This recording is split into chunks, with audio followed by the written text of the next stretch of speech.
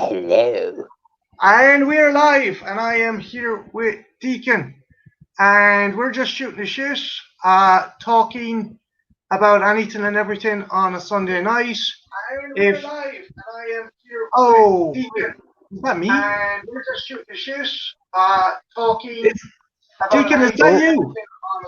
There we go. I'm sorted. Okay, good. I was like, oh my god, it's a ghost. But yeah, no, just No, we're live. I was the silly fucker who forgot to turn off. No, I've done that as well. I've done that as well. And like I feel bad because I remember Jen was on one night and she couldn't switch it off, and I was kind of getting frustrated. But then I realized, you know what? I've done it before, and it's an easy fucking mistake to make. Like, but Yeah. I mean, what's the weirdest or embarrassing thing that's have you gone on other live streams besides mine, Tegan? Yeah, I've done a few.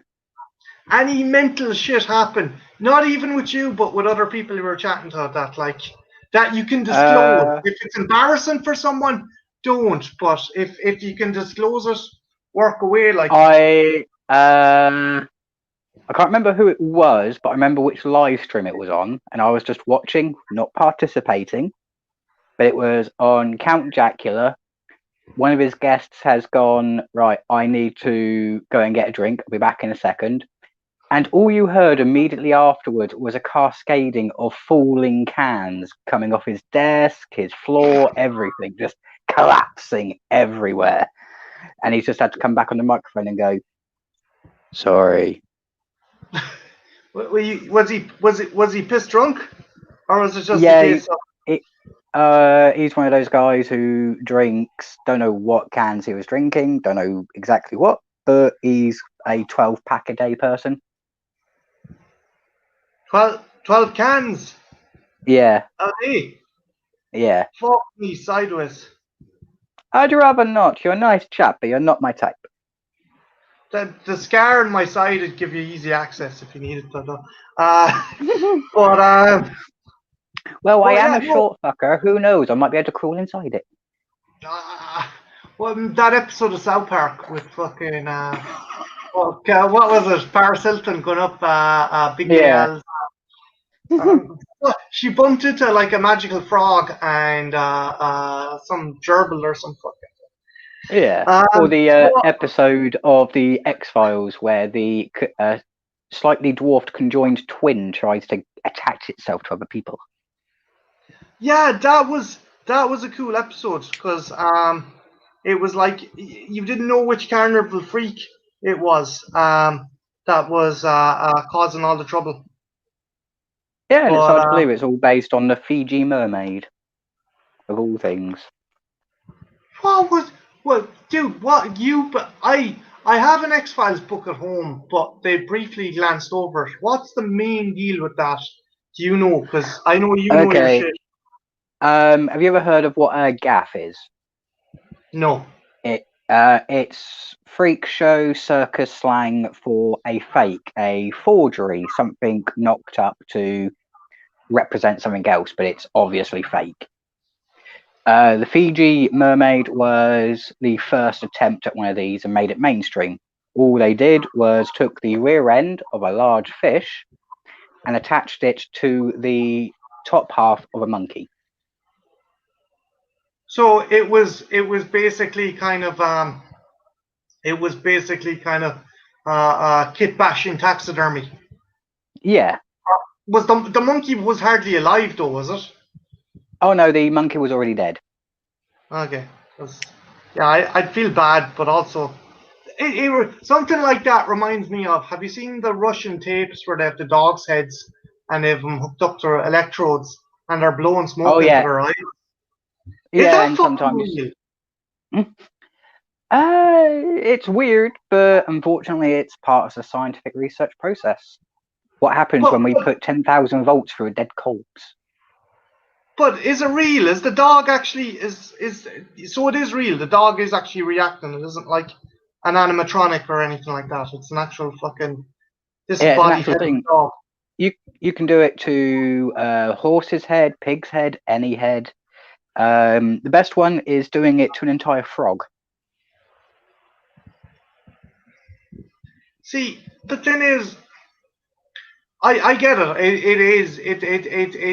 It's Victor Frankenstein shit, to say the least. But like, surely you'd need other things. Like, the brain would require a certain amount of oxygen and stuff pumped directly into it, not to keep it going or to give it that range of mobility. To give it conscious movement, to give it the ability to restart, then yes, you would need brain activity as well as the heart pumping.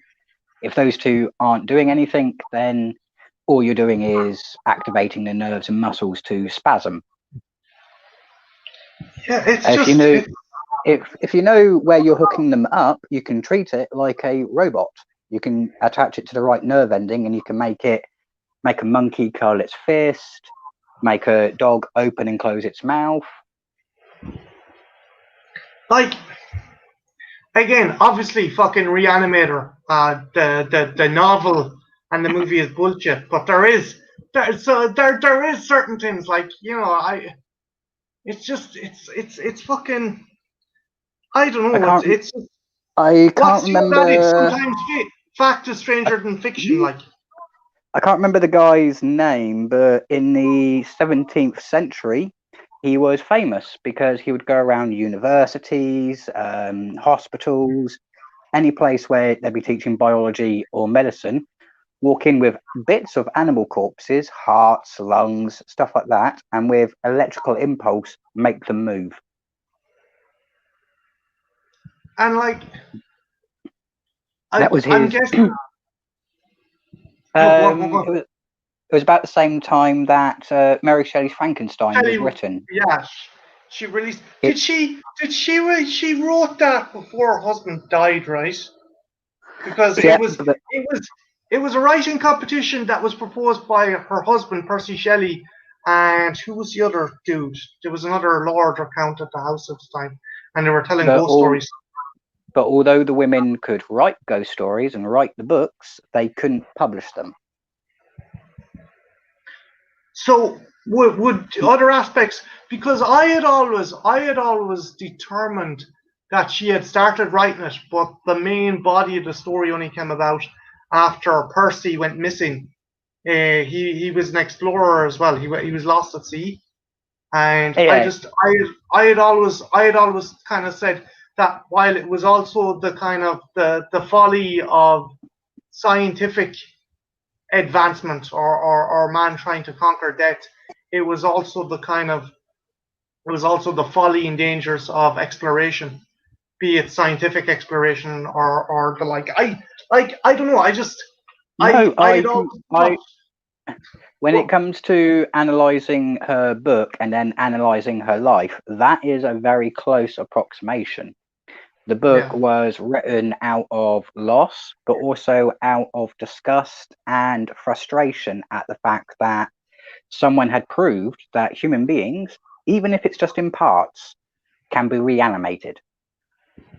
It's like, again, it's even freaky to think about now. So think, like, if you were to go back then, what the fuck was going through? What would be going through a person's mind?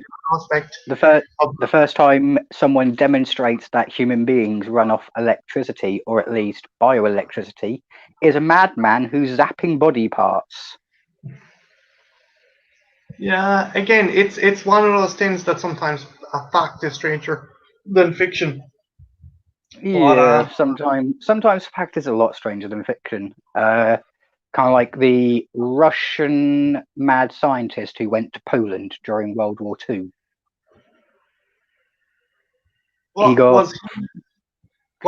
He he had to be kicked out of Russia, exiled from Germany, set up in Poland because his entire experiment was removing the heads of monkeys and then putting them on a different monkey's body where they had removed that monkey's head. So they were swapping heads over. Like, to see what possible medical, like, okay, a head transplant, I suppose, but like, It was an experiment to see if the body was damaged, could you transplant the head of a prominent leader or a prominent soldier or a prominent diplomat onto someone else? The, the whole thing of like Hitler's head being kept in a fucking cryogenically preserved jar. They'll never save your brain now, Hitler. But yeah, it's like to think that there was that many mad bastards around. Like the experiments that were done on in the Japanese internment camps were fucking crazy as well. Oh, yeah. They People's arms were, were frozen in liquid nitrogen and shattered. Uh, Wombs were removed. It was just fucking, yeah, you had people exposed to all sorts of chemicals, acids, alkalines, everything and anything that they could get their hands on to see what it would do to the human body. fuck. And the thing that gets me though, is like again, World War One and the Holocaust were the most heinous, tragic things that ever happened. But the amount of advancements as well that came out of it, Oh, like that's a things like drawback. medicine, Yeah, the that's a space drawback program. to every war. Every war always leads to technological evolution because the person who has the better designed weapons usually wins.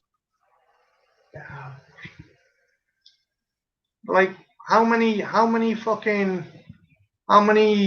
Nazi war criminals were given fucking pardons so the Americans could get one up on the Russians in the space program? Oh, so many. So many. The last estimate was close to 350 scientists. And they were probably let fuck off to Argentina in the 70s then Oh no, when the they were shipped over to America, given new names, given American IDs, and then put to work. But also given all the same freedoms and liberties as an American citizen. And paid. Yeah, it's just people like say the glory of advancement, but like The glory of here's advancement here's only. here's the moral conundrum, right? If you or your family member were like you were going to have a procedure done, but the procedure itself was brought about by heinous experiments done by Nazi war criminals or Japanese war criminals or the like I know you can turn around, well, at least some good came out of it, but still, it is disconcerting to think about that. Like we have these kind of things to thank for like our modern the advances in modern medicine and the advances in space travel and vehicles and road safety and different things like that. Like And yeah, even just the advancement, even just the advancement in air travel alone. Because the whole thing about the war, which brought a lot of engineers together, was building bigger and better and larger planes. If it wasn't for their research, then we wouldn't have the large commercial planes we have nowadays. Yeah, the Nazis were developing. It was kind of like a stealth bomber near the end of the war. The shape was like a stealth bomber, and it was going to be one of the ones that could deliver the V. Shit, I'm usually good at remember this shit. You probably know what I'm talking about. The V-23. Yeah, that thing was a fucking beast. Like. Yep, and it's a good thing that due to a design flaw, that plane was never going to fly. They made the wings too wide, so they could go across the land perfectly fine, and they could glide over short distances, but taking off, the wings just wouldn't allow it. Do you know what does kind of make me happy? It makes me sad in some regards. Some of the stories about animals during the World War II, like how the Nazis tried training bats.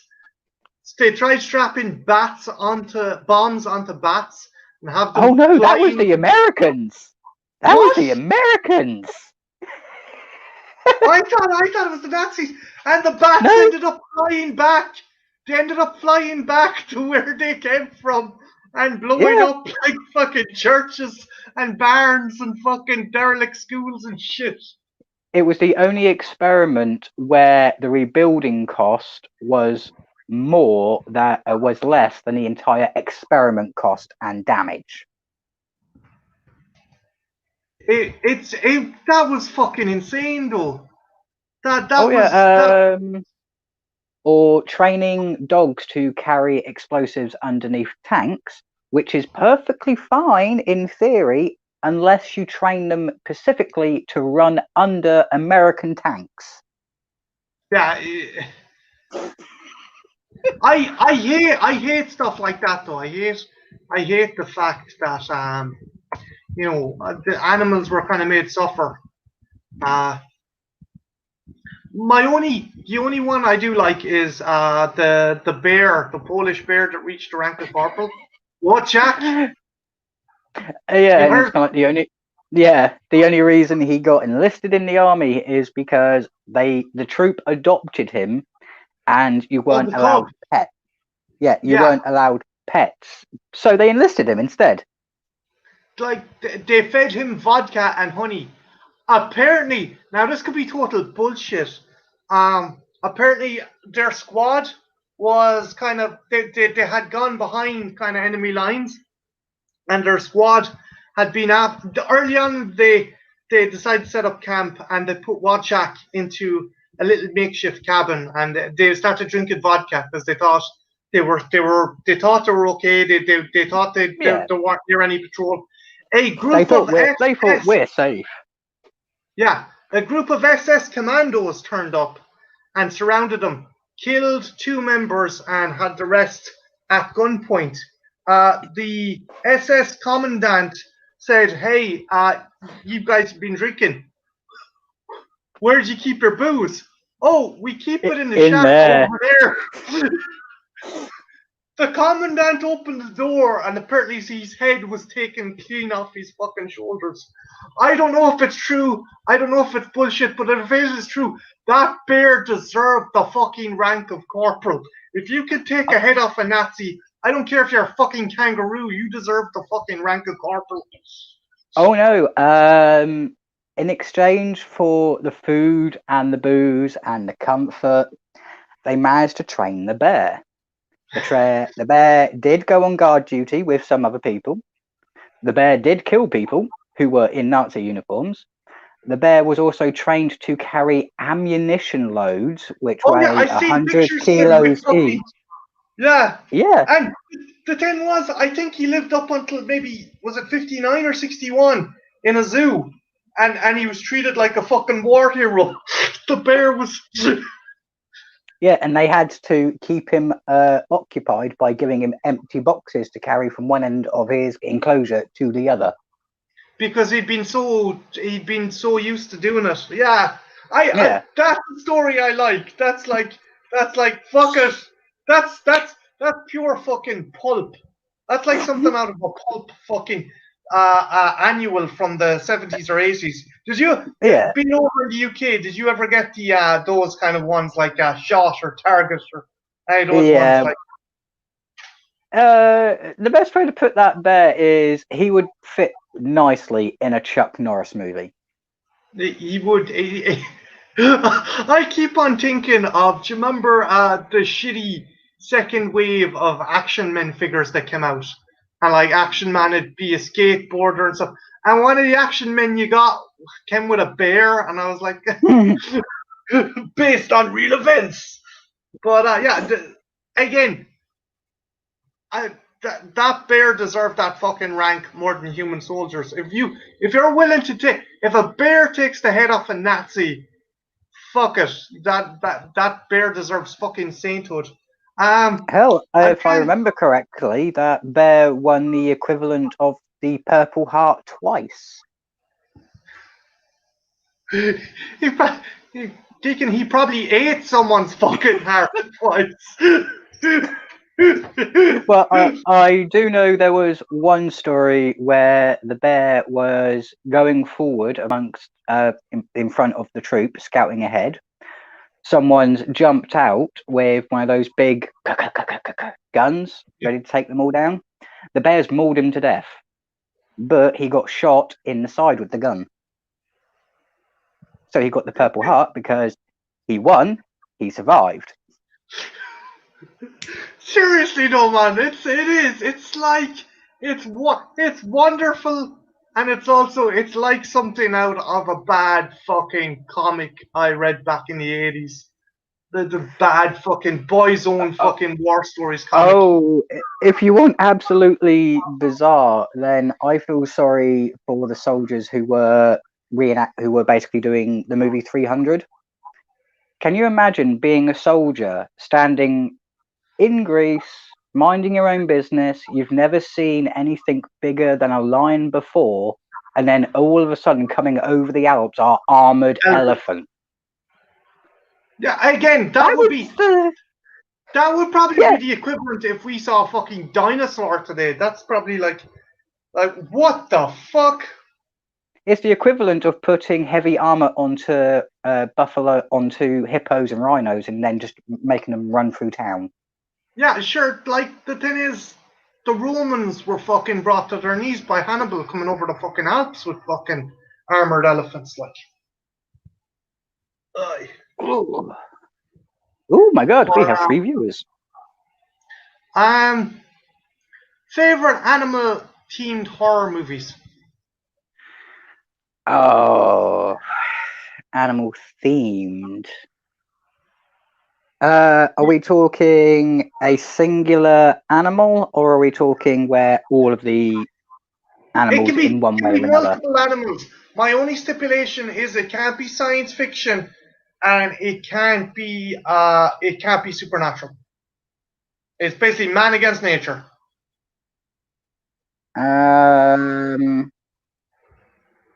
If we're doing that kind of horror, then because it's within the science fiction means it's not within the bounds of normal science, correct? Yeah, okay. I'll give you leeway. If you want to include Deep Blue Sea, you can include Deep Blue Sea. Oh no, not Deep Blue Sea. Day of the Spiders. I've never seen that. When did it come out? A long time ago. It stars a young Captain Kirk.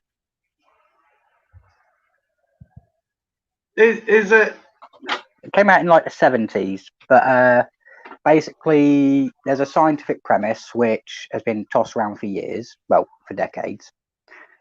Hello, Elfie. Do you want to come up? You can come up. Up you get. Ah! The dog will make Elfie. A fantastic. The dog will make a fantastic prop when you're discussing favorite animal movies. So. Up you get. Up you get. Up you get. You can do it. You can do it. You can do it. Aha! Engage, you're wondering. There he is. Hello. He's like, yeah, whatever. Yeah, he don't care. But the basic premise is based on a scientific hypothesis, which can be proven. What would happen if just one species in the insect or arachnid kingdom turned against us? So what if all the grasshoppers turned against us? What if all the slugs turned against us? What if all of the spiders turned against us in one go?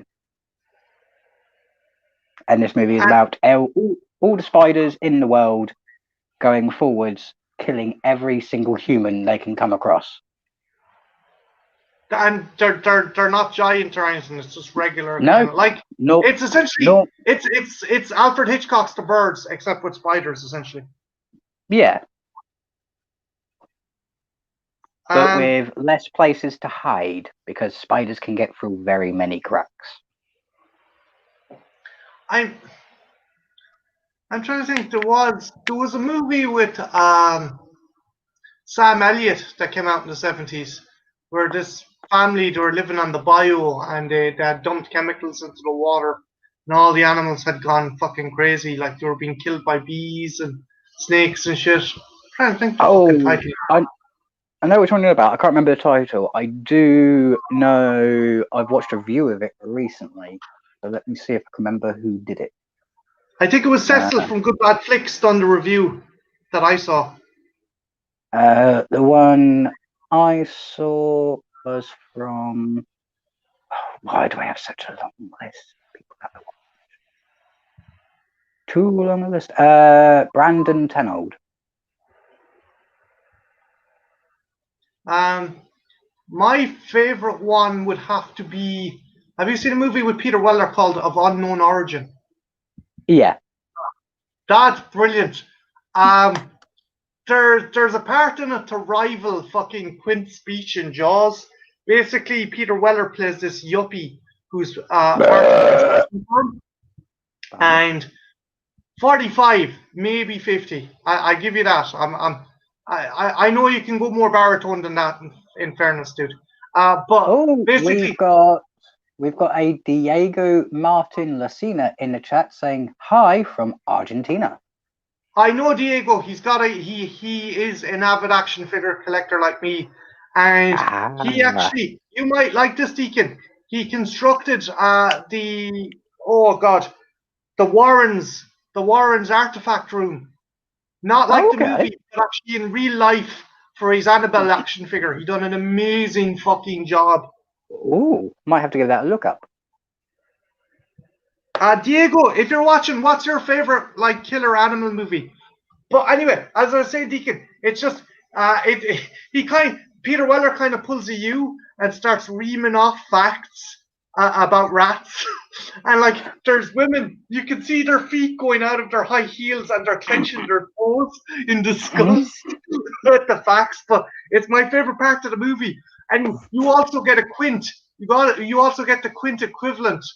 You got this neighbor, this exterminator, telling Peter Weller like, "Oh yeah, when they dropped the bomb on Hiroshima, all that was left was rats." And it's like, this guy's fucking brilliant. I wish all that was left was rats. Instead, it's bloody cockroaches. Fucking hell. You know how I feel about cockroaches, man? Fucking they bastard. Can go away. Yeah. Oh, just need to close my lounge door. What bastard thing can move without a head and keeps its fucking children in its stomach? Okay, well, humans keep their children in their stomach. But I mean, like, believe it or not, a chicken. Okay. A chicken is nice. Chickens are nice. They can be friendly. A headless chicken? For the most part. For the most part. What other animals can I think of that can live without their head for a considerable amount of time? Oh, you were talking about a chicken. Sorry, I thought you meant kept their young in their belly. Yeah, your chicken can go around without saying. Oh, no. What I mean is there was an incident in the 1980s, 1990s, where a pregnant chicken who was about to lay her eggs had her head cut off. She was still alive, and she laid her eggs. Were the eggs okay, or were they? Yeah, the eggs were all right. She was close to laying them anyway, so. That sucks. That sucks. But the chicken survived for a year afterwards. If you can. The decapitated chicken. Yeah. It's because most of their brainstem actually goes beneath the neck. So unless you cut it at the right point, they're going to still have brain connectivity. A year? Yeah, if you feed drip them with the food down their gaping hole, you can keep them alive. That's a fucking fate worse than death. Yeah. But this is stuff that happens. Hey, Raven, do you want to hop in, dude? Do you want to act like a kangaroo and jump in? Yeah, I think, Deacon, didn't I leave I left the link in the Friendly Friends. Yeah, Friendly Fiends private chat. So if you want to hop in, man, you're more than welcome. The more the merrier. And I'm not wearing my face, so you can actually outdo us if you're wearing yours. Yeah, actually, dude, you want to premiere your fucking And also, I was only joking about the clown makeup. I knew that wasn't your actual face. I hope you weren't fucking offended. He's sitting there going, wow, glamour shots. I can make it in Hollywood horror. That sexy fucking clown. Just watch him make a balloon animal. Not with my balloon. Not with my balloon at all. Not with your balloon at all, but you can give it a blow. But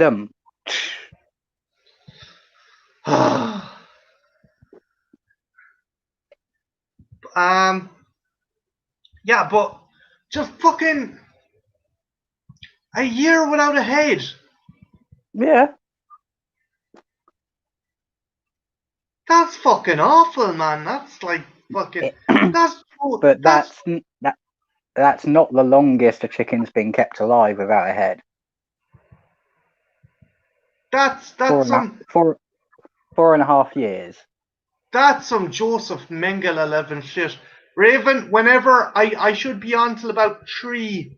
I should be on for a couple more hours. Take your time, Andrew. You're always welcome.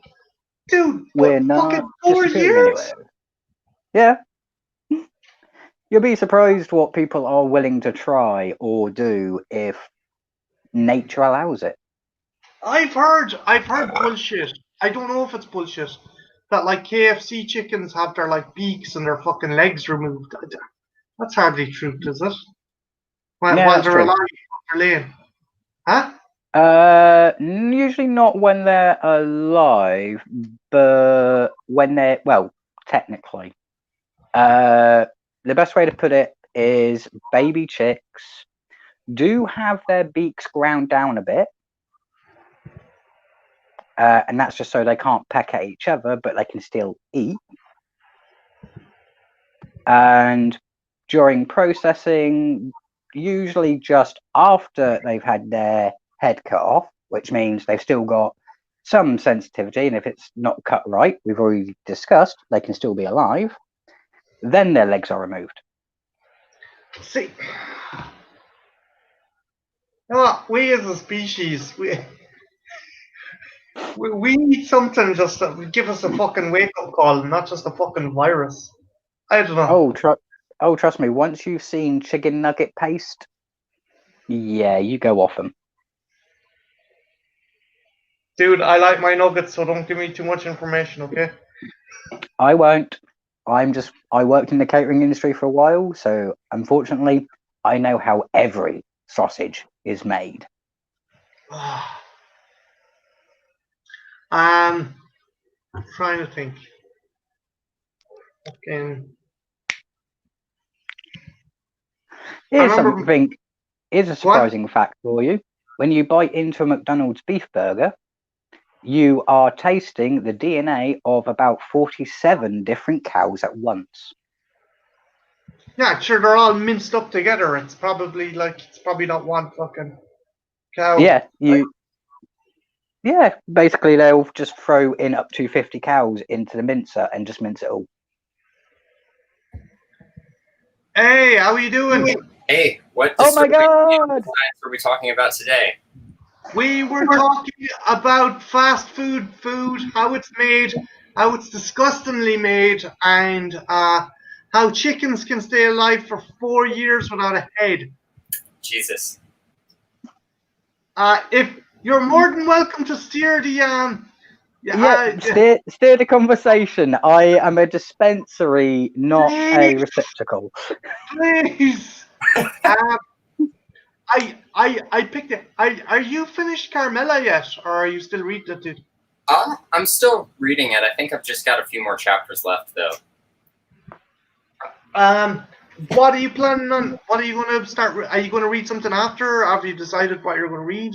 After? I haven't decided yet. Ross from Random Horror asked if I could read Dracula, which would be a hell of an undertaking, but a fun one. I might just read some like Edgar Allan Poe short stuff. Would you ever pick up any of Lovecraft's short stories and give them a go? Maybe. sometimes there's some things he says in those stories that I don't really want to say out loud. I don't. Really... Yeah, no.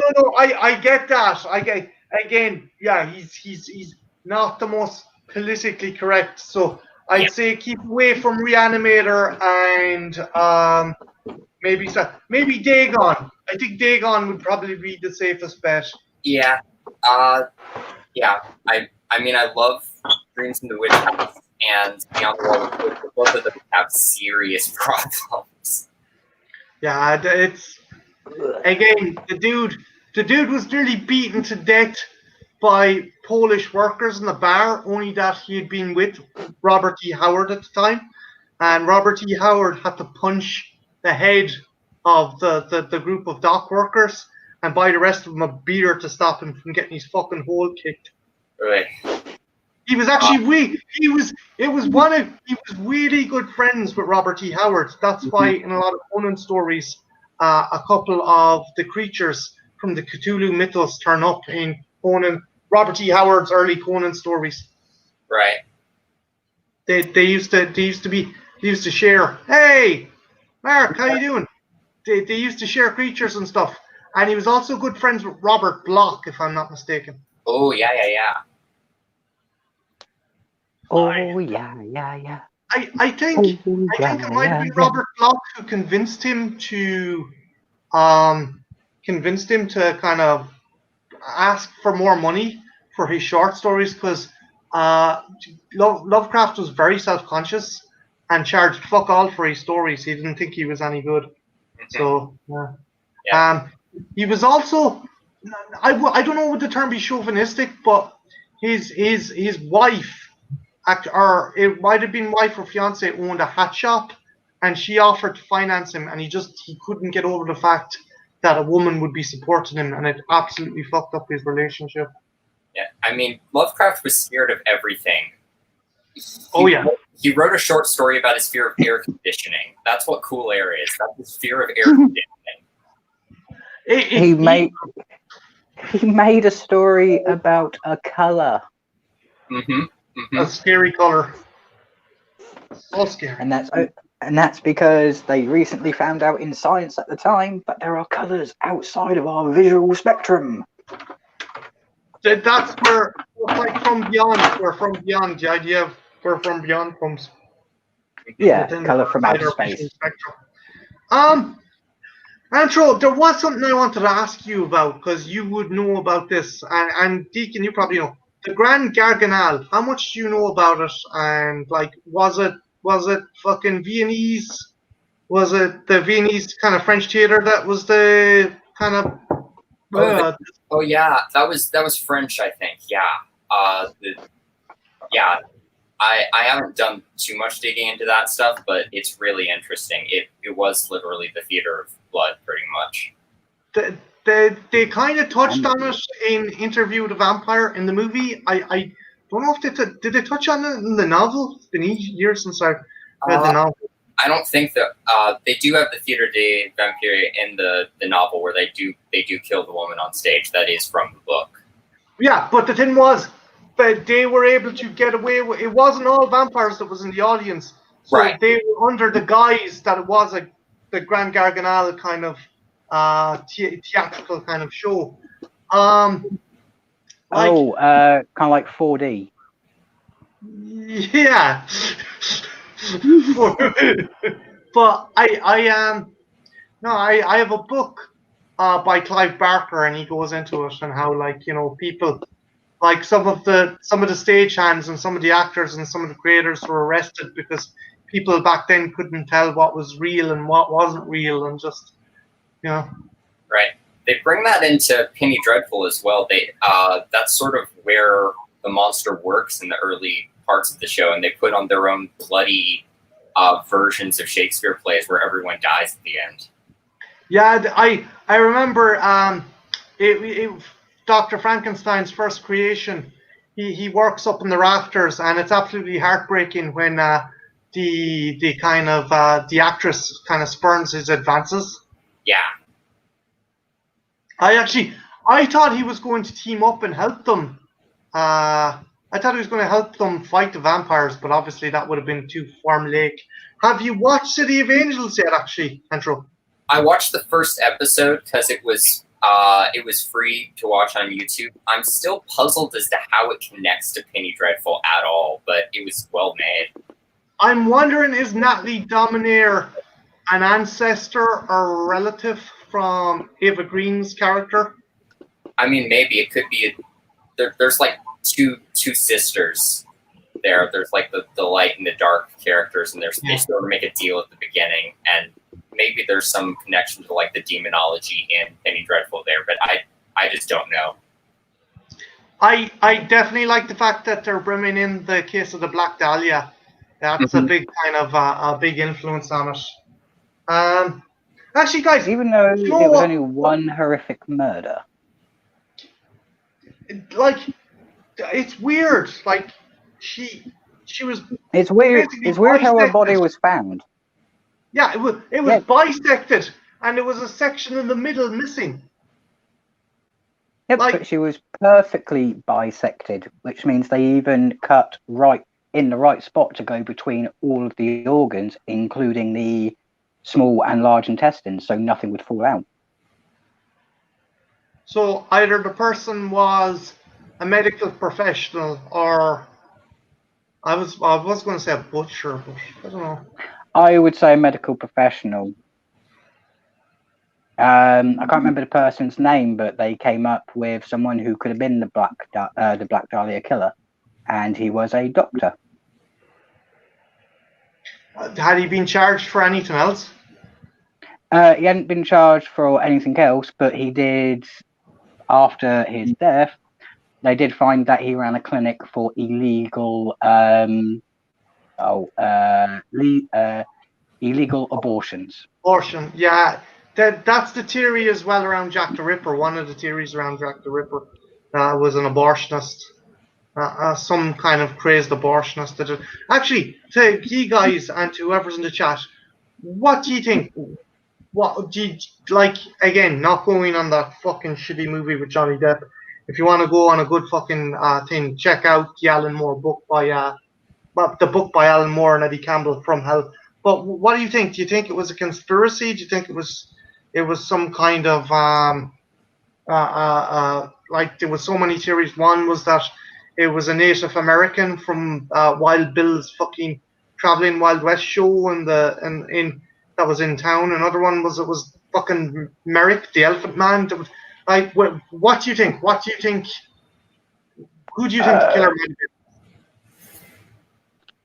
Let me check to make sure I get the name right. Who do you think did it? Or like, have you any thoughts on it? Like, I haven't researched it that in depth, to be perfectly honest. I couldn't really tell you. It is a topic that I've been somewhat interested in, but I haven't looked at it all that in depth. Okay. There's two possible things. One, it was someone of the rich gentry, someone who could move around that wouldn't be stopped by police. The other theory is that it could have been a woman. Mm-hmm. And the fact her gender might have been like a cover. That like people would have been so kind of sure the perpetrator would have been male that a woman could have moved freely around. Mm-hmm. Yeah. I can't find his name at the moment. He was one of the witnesses to the Jack the Ripper killing, at least to one of them. And I believe that it was him. Okay. Simply because his work was being a butcher. His normal day of dress actually matched one of the earlier descriptions of what Jack the Ripper looks like. It was his description that made it a upper class Englishman, and he gave way too much information for an eyewitness. Eyewitnesses are known to be unreliable, completely unreliable except for minor details. He described the guy down to his belt buckle the shine on his shoes, the Well, rings wait, on his wait. fingers. In the middle of Victorian London, badly lit. While he's on the opposite end of an alleyway, Fuck that shit. supposedly.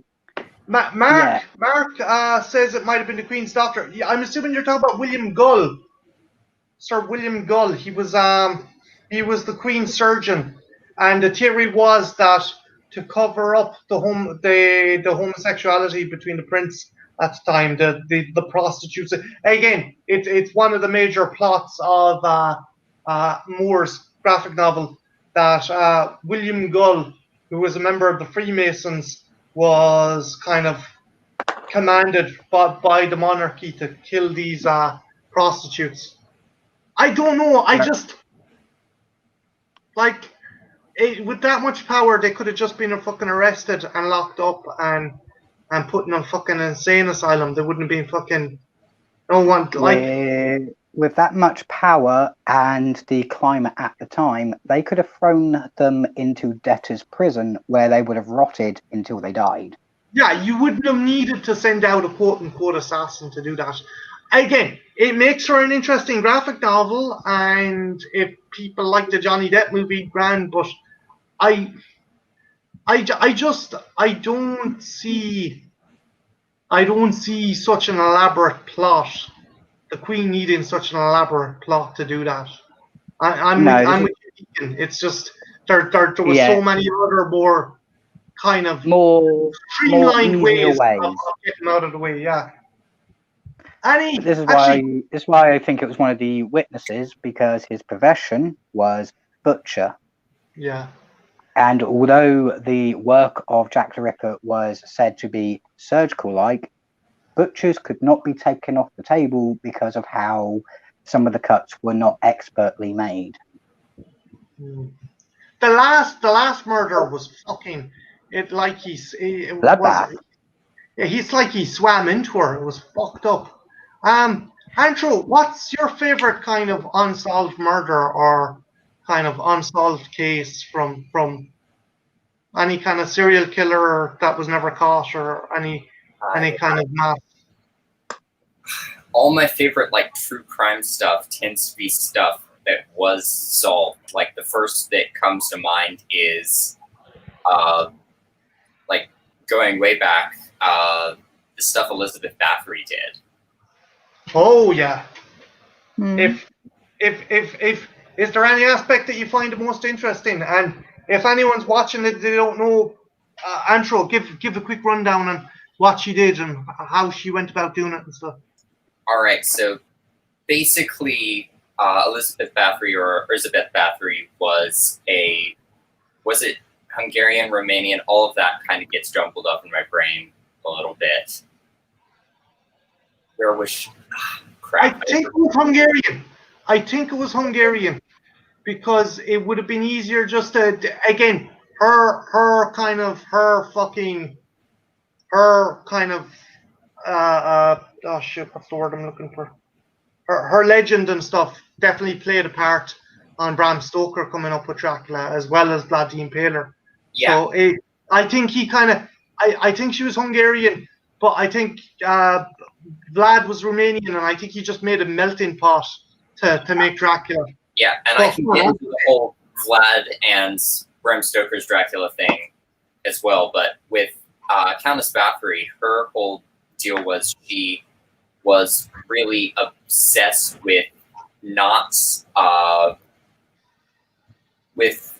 maintaining her youth. So one day, the urban legend of the time is that she slapped one of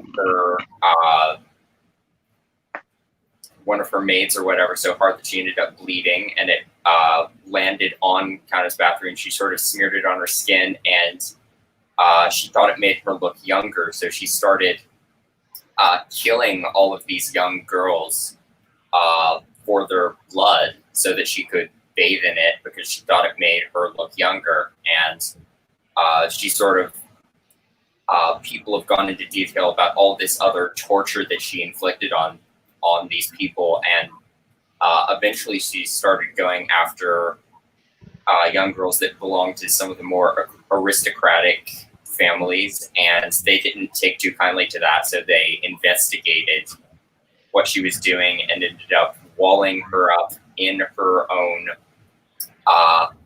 room for like the rest of her life and just like she apparently she got fucking so cocky and overconfident she just threw the fucking bodies over the wall of the castle, and there was skeletons and bodies just fucking piled up. Yeah. And you say A recent archaeological dig of the site has excavated 611 skeletons. fuck me Yeah. sideways. And one of the most memorable like pieces of torture that she did, she didn't just like go about this in like this sort of clinical way. She was just like, here's the girls, I need their blood, I'm gonna kill them and take their blood. She would torture them. There's sort of this story of how she would strip someone naked, smear them with honey, and leave them outside to be gotten by all the bees and insects outside and just stung over and over again, and then she would kill them. That's based on an old religious belief where pain, more specifically pain put onto you, purifies you of sin. Yeah, that makes sense. So she was trying to purify her victims before sacrificing them to her. Yeah, but she was a sadist as well. She obviously got off on it in some fucking kind of maybe it was some kind of fucking sexual repression as well. Like again, in a time maybe the concept of like Andrew, had it ever been recorded that she had done it to any men? Not really to my recollection. Maybe that's just the Hammer movie going to my head, which just sort of mythifies it too much, but I don't remember. To clarify, she would only sacrifice women where she would drain their blood and bathe in it. But the younger, the better. The more purified, the better. But she would just straight up torture men, not use their blood. But if they crossed her, she would torture them. Yeah, that makes sense. Like, H.H. Holmes, yeah, that was cool fucking murders. The guy designed a house so he could fucking murder people. The Deadloff Pass, they theorize actually that there might have been, it might have actually been fucking a combination of exposure and a gas lamp that caused them to become disorientated and actually go out into the snow and die from exposure. Ben, that's what they recently kind of covered with that. Oh, Andrew, 13 originals say that Countess Bathory's husband also was implicated in the murders as well. Yeah, she probably roped him into helping her, obviously. There we go. Oh, but yeah, she wouldn't have been able to do it on her own. She would have needed the help of her husband, a few servants, a few guards. I definitely think though that she had some fucking balls in her when she ran out of servants to go and fucking murdering the daughters of dukes and fucking viscounts and shit like that, like, you know. Yeah, it's when she reached the age limit. The age limit being 13, 14. Because usually when a girl enters her period and starts developing breasts, that's when back in history, that's when they were classed as totally impure. So the blood wouldn't have been quote unquote pure for her. Unless they were heavily tortured and had their breasts cut off, which did happen. Fuck. Guys, do any of you drink Jameson whiskey? I drink whiskey. Okay, so as you know, Jameson whiskey is an Irish whiskey, and it was an Irish family that founded and distilled the whiskey in the 1800s. And one of the members was James. Fuck, I'm not James forgetting. Earl Jones. No. James Bond. Fuck. No. Okay, give me a second. I'm trying to think. Basically, the guy wanted to kind of get away from the family and not run the brewery, so he was it James Jemison. James, oh, fuck. Oh, I hate this. I hate the fucking. James Okay, Jemerson.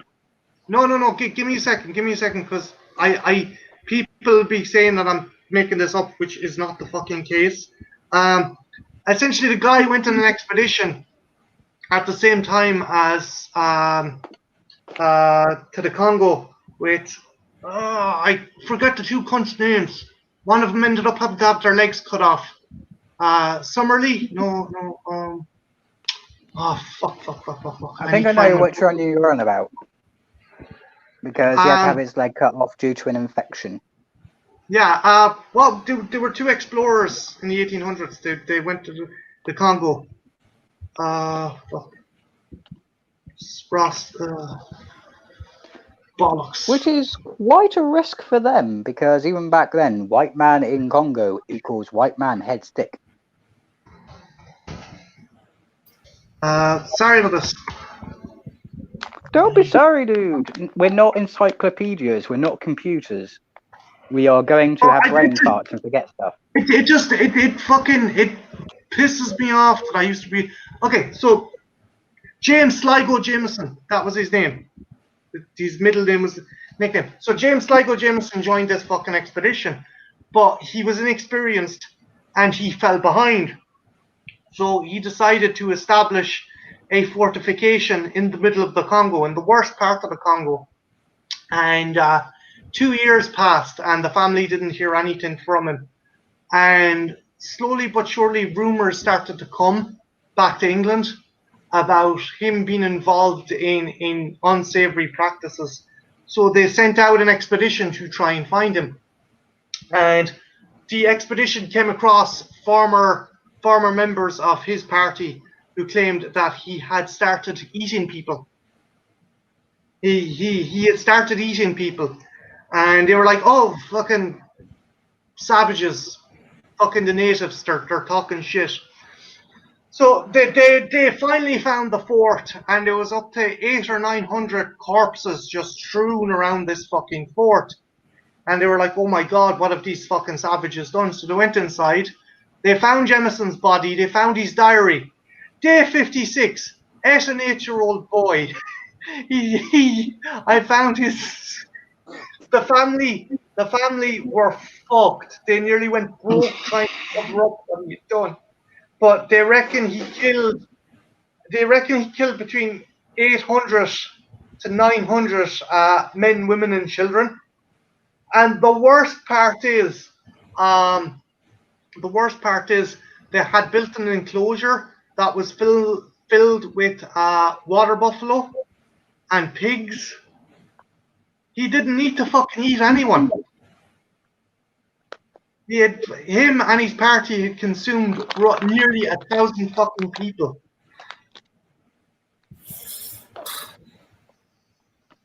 So yeah, bit of fun Irish history for you. Not all us Irish are nice and merry. We don't just eat cabbage. And potatoes. Potato.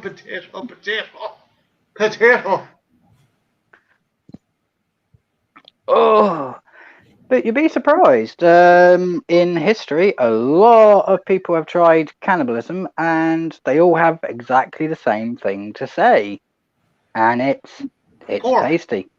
It tastes like pork, but they all say it's tasty. It's slightly addictive. My thing would be like the gymnastics team that had to be saved off the top of a mountain.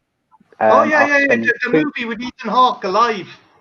Yeah, they had to eat their dead. Can I tell you a And soccer team? Was it a Yeah. was it a gymnastics team or a soccer team? Let's just call it a sports team. Okay. Sports Gymnastics sport. team. Sports. Welcome They had to gymnastics ball. But Yeah, they had to eat the dead, and when they got back, it took them about 2 years to get over the subtle craving that came every once in a while. Yeah. Like, it's dangerous as well because you could develop prions or mad cow disease, as other people might know. Antro, have you any favorite cannibal stories or any kind of? Let me think. There have been I can't remember any specific examples, but people have talked about cases where people have willingly offered themselves to be eaten by other people. There was a website for that. There may still be, actually. Oh, are you talking about Armin Maiwes? Maybe. Yeah. I can't remember. You know, Rammstein done a song about him, right? That's the one I'm thinking of then. Yeah. I remember. That's exactly the one I'm thinking of. Of course, Rammstein. Actually, what album? What my friend Sharon. I know the song is Mein Teil, but I don't remember what album it's off of.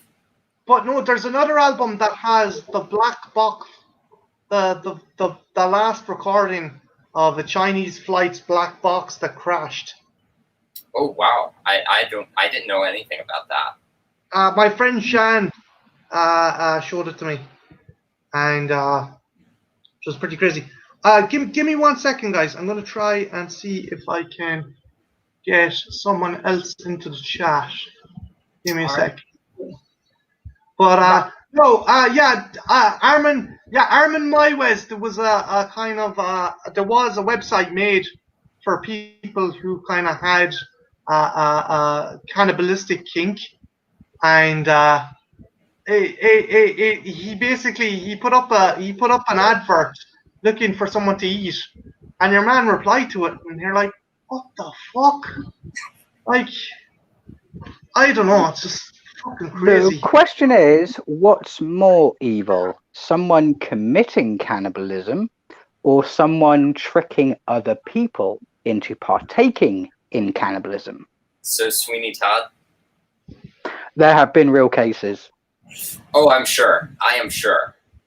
2014, man in Poland kills elderly couple in apartment, then cuts them, guts them, turns them into slabs of meat, and sells it to his neighbours as kangaroo. Jesus. Yeah. There was an island during the Stalin's reign. There was an island out in the middle of fucking Russia, out in the middle of Siberia. You heard about that one, right? Yeah, that Death Island. Crazy. Can't remember its real name, but its legendary name is Death Island. Because everyone who went there, they rarely ever came back. Like, a woman escaped, and she had half her thigh missing. She had to eat half her fucking thigh, I think. Out of the 500,000 supposed people sent to that island, 50,000 left. The rest died. Like, the thing was, they were supposed to be given building materials to make houses, and they were supposed to be given flour to make bread, but the guards kept the flour, half the flour, and mixed it with sawdust. Just fucked up. The most fucked up shit you can see. Yeah, it was also classed as a penal colony, so even though they were supposed to get these shipments, they were going to be very low grade anyway. So take half that out and mix it in with something else. You've got a recipe that's not going to give you any nutrients and lead to pellagra and cannibalism.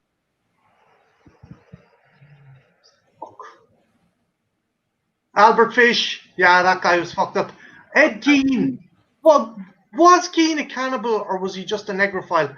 Ben, I don't think Swanee Bean actually existed. I think Swanee Bean was a legend. He was made up by William of Orange to fucking to demonize Catholics, I think. Sonny being the person really existed. The crimes he committed did not. He was a highway robber. That was it. I think that was it. Was just an urban legend, just fucking put out to fucking demonize.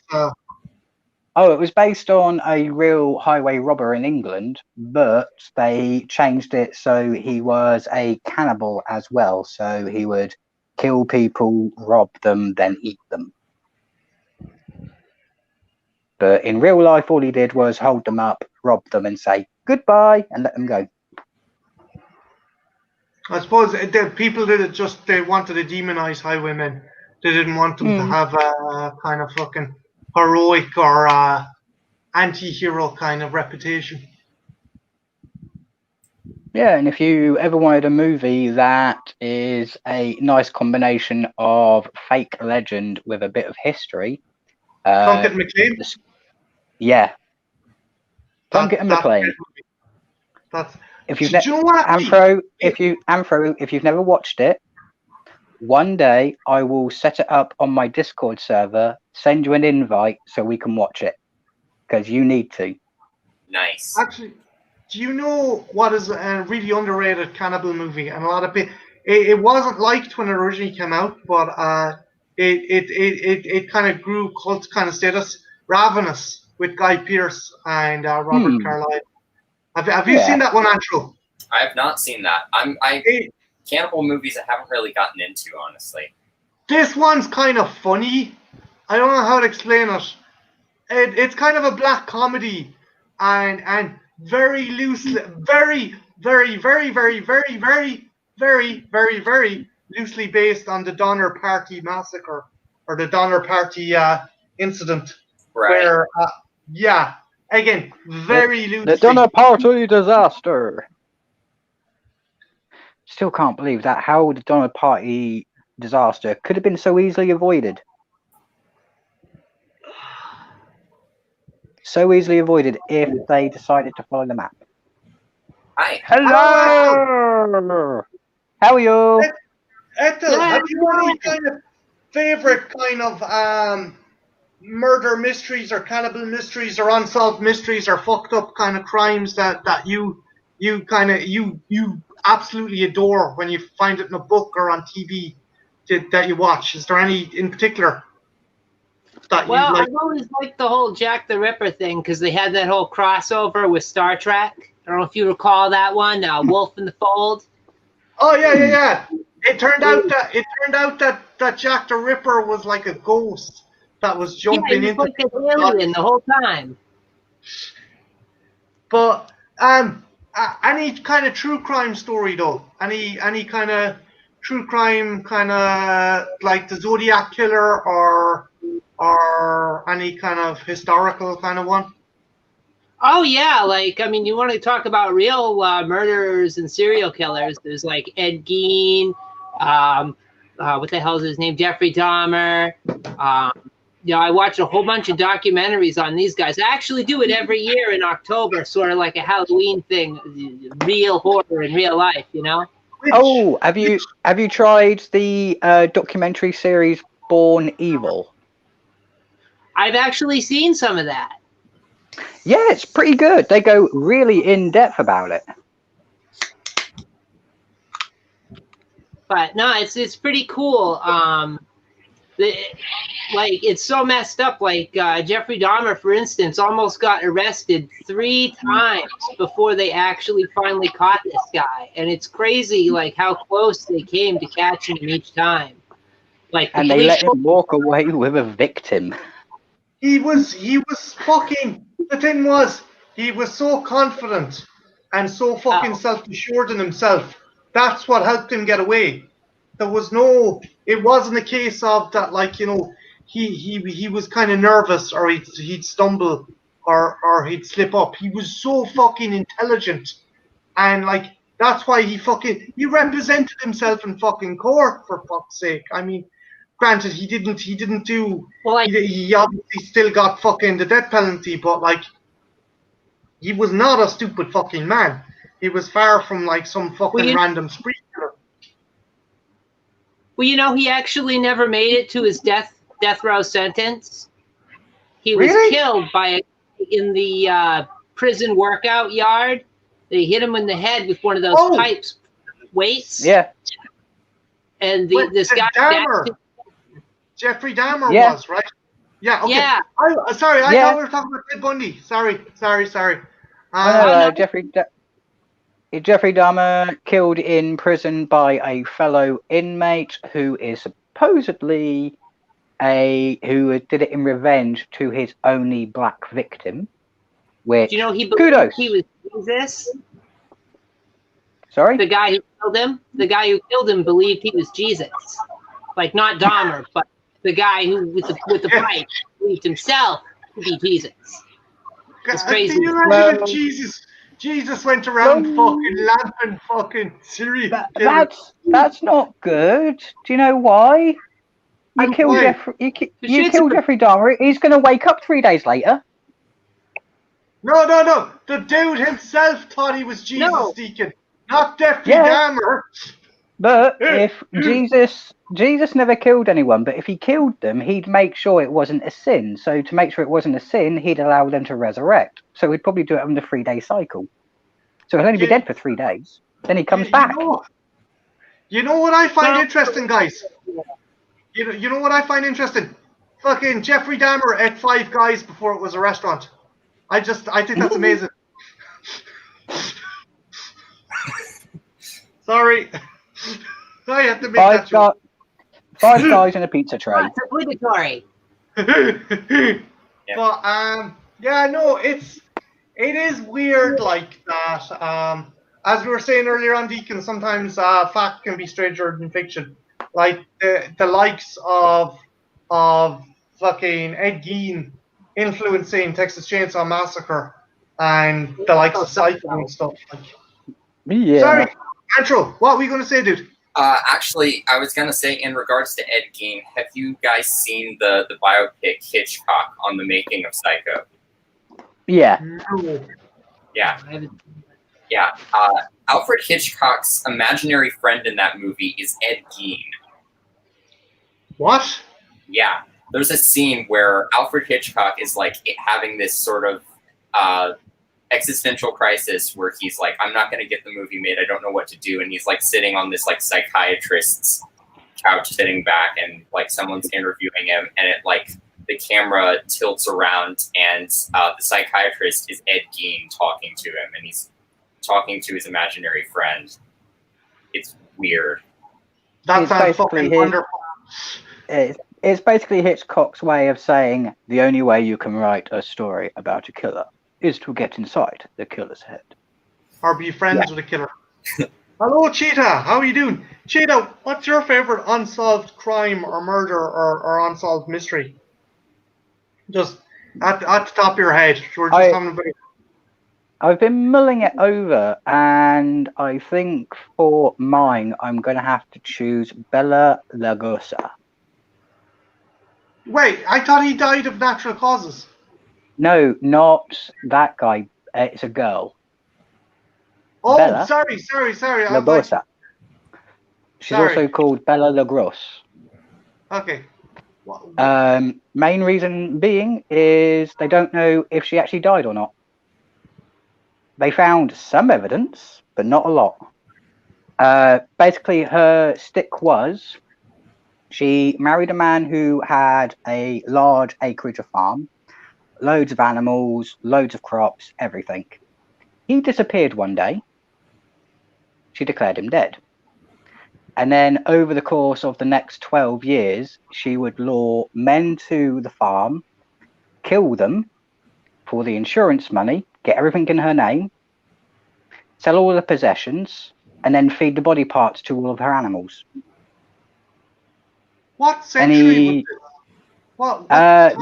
18th turn of the 20th century. It was towards the end of the Dust Bowl era.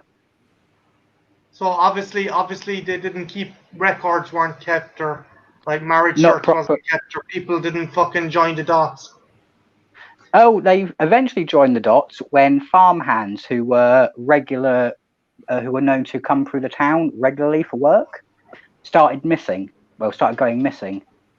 They've estimated that she killed at least 40 to 50 people. Fucking But bitch, crazy. But the reason they can't decide whether she was alive or dead is because, yes, they did find a skeleton with all of its teeth missing, and then they found all of her teeth about 5 feet away from that skeleton. So she could have just fucking destroyed the car.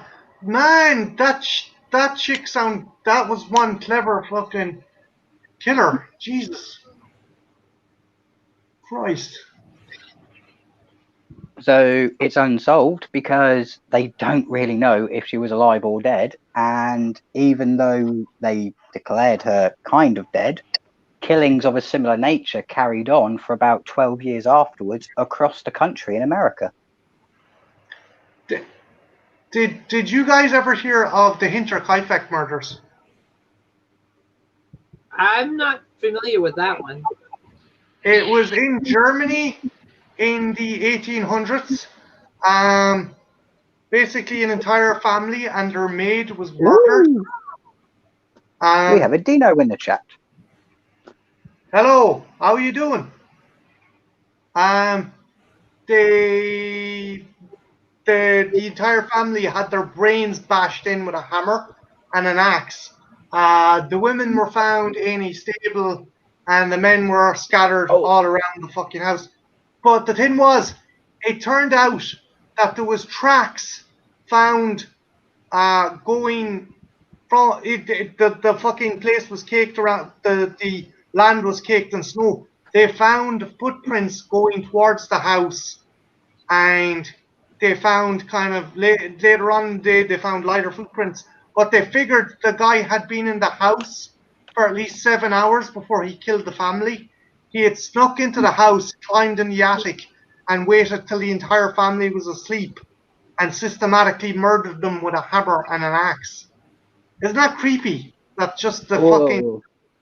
Oh Talk no, about that sounds similar to the Russian farm slaughter. They never found the killer, and the story's bizarre, and I mean bizarre. Similar circumstances. Middle of winter, snow's covering the ground. When investigators go and check the house, they discover that there's one set of footprints going towards the house. They don't go anywhere else. They just go towards the house and then disappear as soon as it gets to one of the windows. Windows not been budged, it's not been broken. But all of the residents were not only killed, but they were taken out to the side barn, stacked up neatly in a pile on top of each other. So they look like planks of wood. Is it the same murder? I wonder. Maybe because the one I know that it's called the name of the murder, the name of where it happened was called Hinterkaifeck, but I thought that was German. I don't know if it's Russian.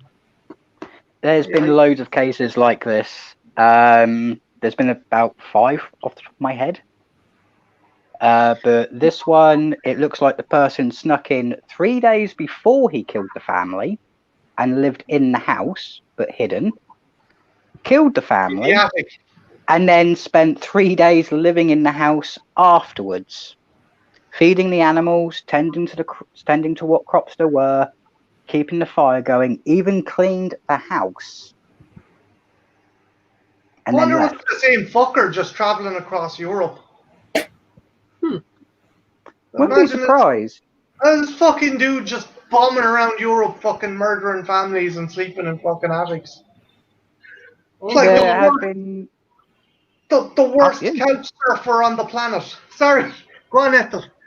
No, I find it amusing. He cleaned up the whole house. Yeah, cleaned up the house. The only thing he didn't touch was the barn out back. Well, it's a barn. I mean, it's supposed to be dirty, right? Yeah, but it was also the decaying flesh leaking everywhere. It was kind of like, that's impossible to clean. Take it from Yeah. someone who has done biohazard cleaning. It's impossible to get the stench out. I'm glad you had a legitimate claim like biohazard cleaning and not like, oh, hey, I take it from someone who spends a lot of time out back in the woods. No, that was when I finished school and I decided, you know what, I want to either work in the forensics or in the pathology department. So I decided my first career, a pig body farm. Sort of like Bones. Yeah, it was just placing pigs in human positions to see how they decay over time. It can get you down. I imagine. Once you smell a few things like that, you sit there going, okay, this may not be the job for me unless I lose my sense of smell. I like how all of this came from me talking about Penny Dreadful. All of the really stuff we've gotten into. You bring out the best in us, though, Antro. You do. Ethel, if you get a chance, I always work check better when there's out topics. Antro's music. I meant to say, the dude does some fucking amazing music. Check out his YouTube channel because he does some fucking awesome music. Hey, I gotta take a listen. Maybe we gotta talk later about the music if it's real good, you know? All right. Ethel, there's no if it's real good. It is real good, okay? No, I mean, But I am waiting for the day where he does a nice, pleasant nursery rhyme, but in the key of E. Oh. How can you do that? Can you do a nursery rhyme in the key of E? You can, but it'd be very depressing. It sounds like something 9 Inch Nails or fucking Tool would do. Downward spiral.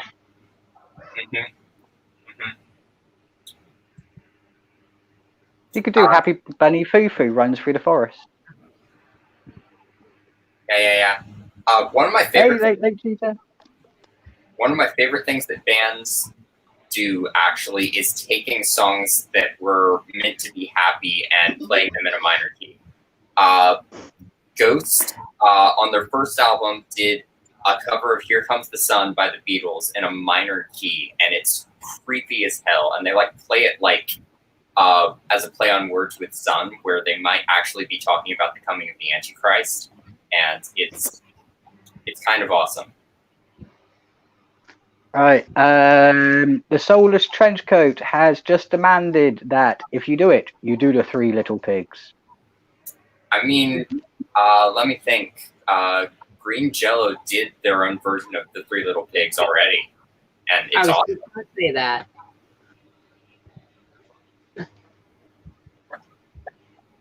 How about Ring Around the Rosies? Oh, that one's terrifying as is. I still think Happy Bunny Foo-Foo would be a good one. Oh, yeah.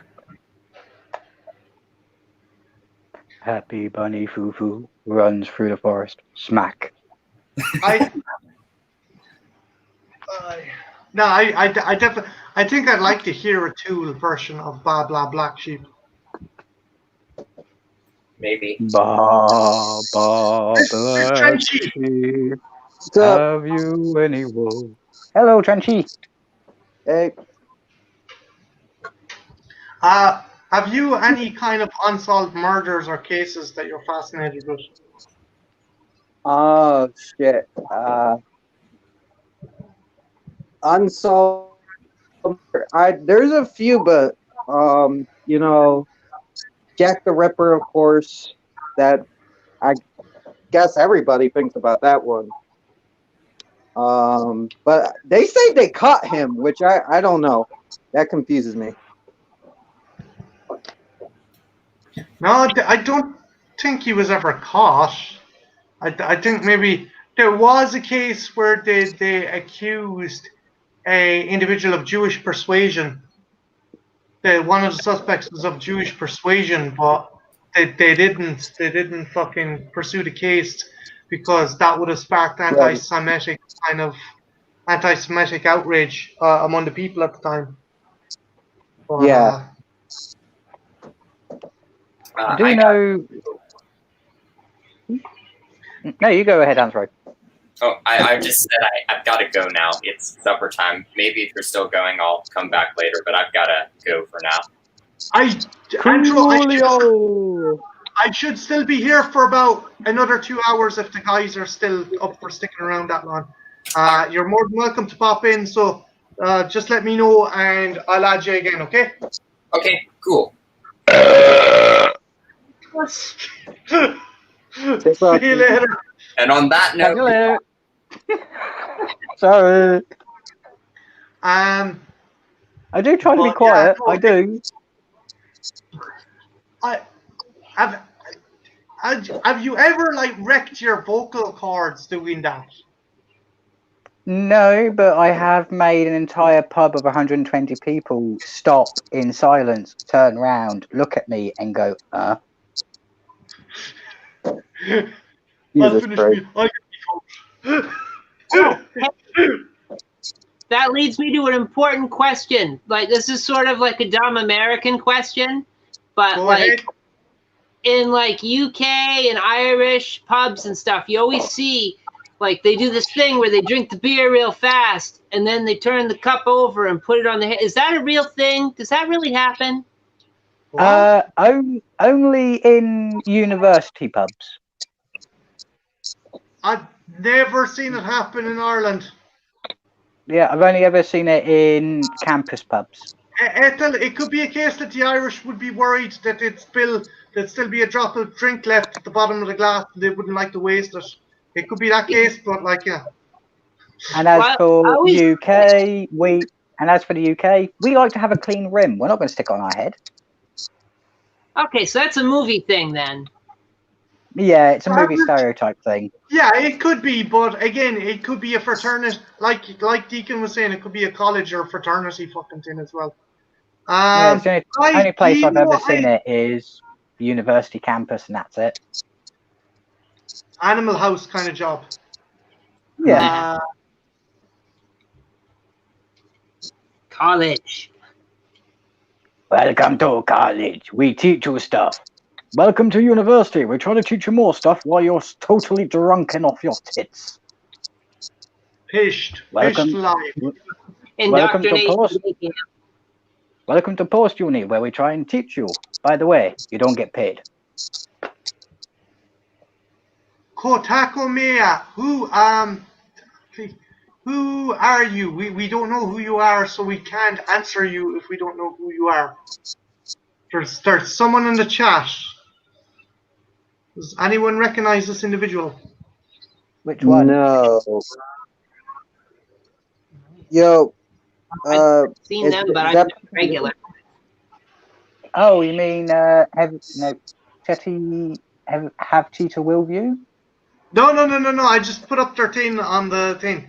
Trenchy, do you recognize them? No. They might be new, but I don't know. I haven't seen that person before. Unless it's like a new account from an older person. Yeah, Mea.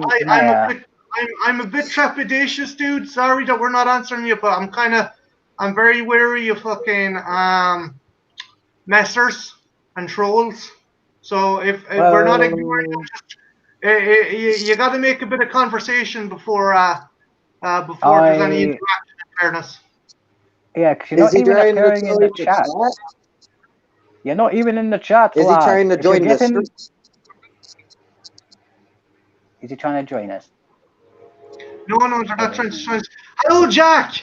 Jack, do you want to hop on? But if he's just talking in the chat, it could be a troll. Jack,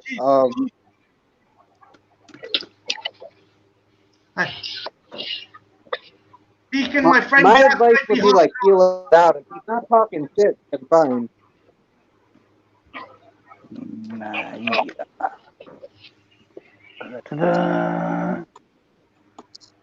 Okay, they're not on Twitter, so I can't give you an answer there. That's all right. Don't worry about it. We should be good. And the YouTube. Any content on the YouTube? Yeah, loads of content, all video game, stoner music related, not horror. Okay. Huh. Yeah. Nothing really dark or depressing. I'm seeing a lot of video game titles, kind of like a Kotoko Mayo official theme, stuff like that. Wait, lots of video game titles, and you're saying it's not depressing. That's fair fucking depressing. Let's see. I live in video game land. Let's see what this is, shall we? Here they are.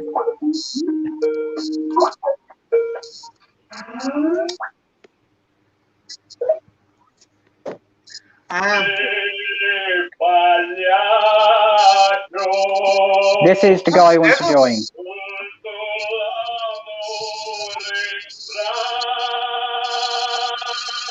That's kind of cool.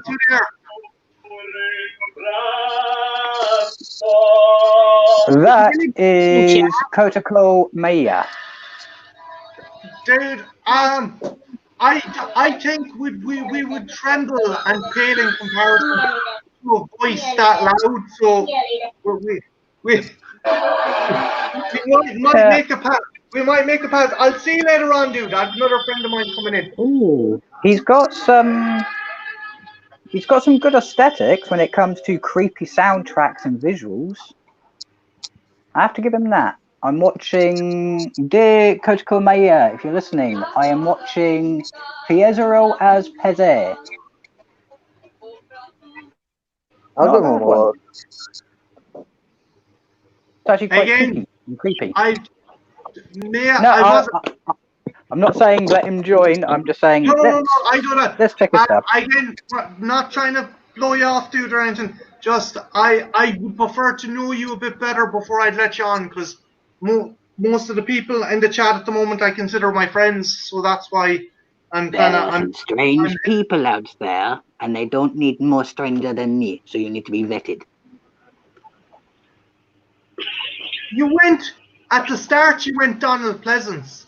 That was fucking impressive. I don't know how you went semi Donald Pleasance there. Okay. I have no idea. Since we were talking about cannibals, favorite cannibal horror movies, I'm going to start with Trenchy actually, because Trenchy's just joined, and give him a bit of a word in. You still with us, Trench? Yes, I'm still here. I was just grabbing something from the house, and I didn't want they're playing music. No bother, dude. I love Blood Diner. I love that movie. I know people might not consider it like a traditional cannibal movie, but it's cannibalism. That's the comedy with the two brothers. And yeah, the two brothers run in the diner to sacrifice to the god. You got their uncles like a brain and nuts in a jar. Ethel, what about you? What's your favorite cannibal movie? Oh, gee. You know what? I really like Mountain of the Cannibal, or what is it? Slave of the... Hold on. It's got like 4 titles. Let me just look. Mountain of the Cannibal God. I know the one you're talking about. I think Ursula Andrews was in it. Absolutely. Yeah. It's like her, let me tell you. It's like total goat, you know? That's like a goal right there. What about you, Deacon? Favorite cannibal movie? I know I'm going to sound really weird here because my favorite one is Avalanche. I've never seen Avalanche. It's the one where it's the one we were on about, where a bunch of sports team students. Alive. You mean Alive? Yeah, it's also called Avalanche. I never knew that. Yeah.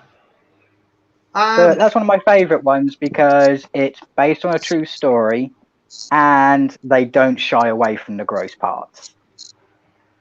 No, they end up cutting a chunk of someone's arse off. And Jack's in the chat. Mine would probably be Deathline with I guess. fucking Donald Pleasance. Hello, Jack. Hello, Jack. Trenchy, this is my friend Jack. Ethel and Deacon know him. I used to work with this bad fucker. He's a barrel of laughs and a barrel of whiskey. Well, I'm Nice not to meet drinking you. tonight, so You're sober. Have you worked in Yeah. the morning? I got a job interview, so I Oh, can't fuck. sleep. That's What a time good you up reason at? to stay sober. Jack, what time's the interview at, dude? Fucking 9:30, but like I was just watching Limmy show on Netflix there. Fucking Limmy's brilliant. isn't it? Yeah. I almost feel like going into like trying to do a Scottish accent, like if I get a job in the deli counter. All right, One mate. way down a one-way street. That's great. Bit of a fun. Jack, favorite cannibal movie? Cannibal movie. I think the one that sticks out with me the most is probably The Hills Have Eyes, or you know what, Jeepers Creepers. Jeepers Oh. Creepers. It's not really cannibal, but it's a cannibal twist at the end. Kinda. Kind of Yeah, borderline. I think we'll give you that one. We'll give you that one because it is a creature that eats human flesh periodically and did start off as a human at some point. It's like a Wendigo. Yeah, Yeah. Wendigo. Gesundheit. But unfortunately, the Jeepers Creepers franchise is one franchise I will never Victor make. Salva Yeah, is a child buggering bastard who I hope gets his fucking head caved in someday. Sorry, I'm not. Deacon's trying to do it in a nice kind of way. I hope the bastard has his fucking head decked in. He fucking molested a Nah. 13-year-old kid on the set of his first movie. He is a piece of shit. Wait, Oh, what? don't check his head and castrate the bastard. Chop his dick off. his first movie, Clown House, starred a 14-year-old boy. Okay. During the entire filming stage, he was Hi, guys. responsible for this It was cool talking to 14-year-old you. boy, and he also gave this 14-year-old boy his first sexual experience forcefully. Yeah, he's a And- nasty Come here, fucker. dude. And he pretty much had this kid under his thumb and in this kind of situation through the entire 3 months of filming. Yeah, Typical Jack. Hollywood. The thing And is, he got if 5 you years. enjoy the movie, Jack, well, I'm not fucking holding against you. I just don't like the director.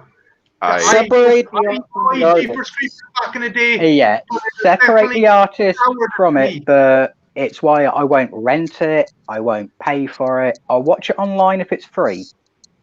you Yeah, know, I won't pay for it kind of strikes the same chord as why like heavy metal enthusiasts would get like really fucking into a band if like the lead singer is a murderer or a racist. You know? Yeah, I'll sit there and go, yeah, this Oh. singer has been convicted of paedophilia. Okay, fine. I will listen to the music, but That am I ever is buying a new album Definitely again? not metal. Yeah.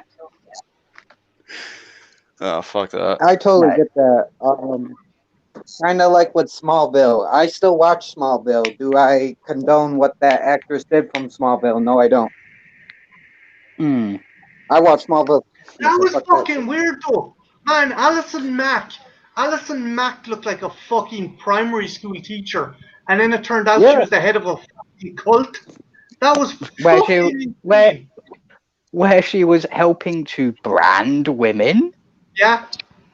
And sex trafficking children. Yep. Fucking False imprisonment, slavery, abduction, prostitution, coercion, brainwashing. There was also fraud and grievous bodily harm due to the branding. Yeah, she was evil, Those- man. That's evil Yeah. shit. Wrong way down a one-way street. Oh yeah, she definitely went the wrong way. She went See to you later, Dino. Smallville to a small cell. Oh, for fuck's sake. Deacon. Oh, fucking hell. Just because I'm willing to make the jokes, people aren't. Mm. Pretty good. Try and pick. Favorite horror comedy. Did I ask this one last week? I think I had fucking Alzheimer's left. Well, I'd like to throw Cannibal the Musical up there just because we were talking about cannibals. Okay. That's a TJ, what about yourself, dude? The favorite horror comedy. Oh, go to someone else first, because for me, there's a long list. Do you Okay. know what I really think is funny? It's not necessarily a comedy, but it's really funny anyway. The Wishmaster series. Mm. I really fucking like that one. hilarious. There's some of it that's so fucking silly. I could see right through that. The first movie, a bit more money for the rest of the movie after the intro would have been perfect. But the I sequels, rubbish.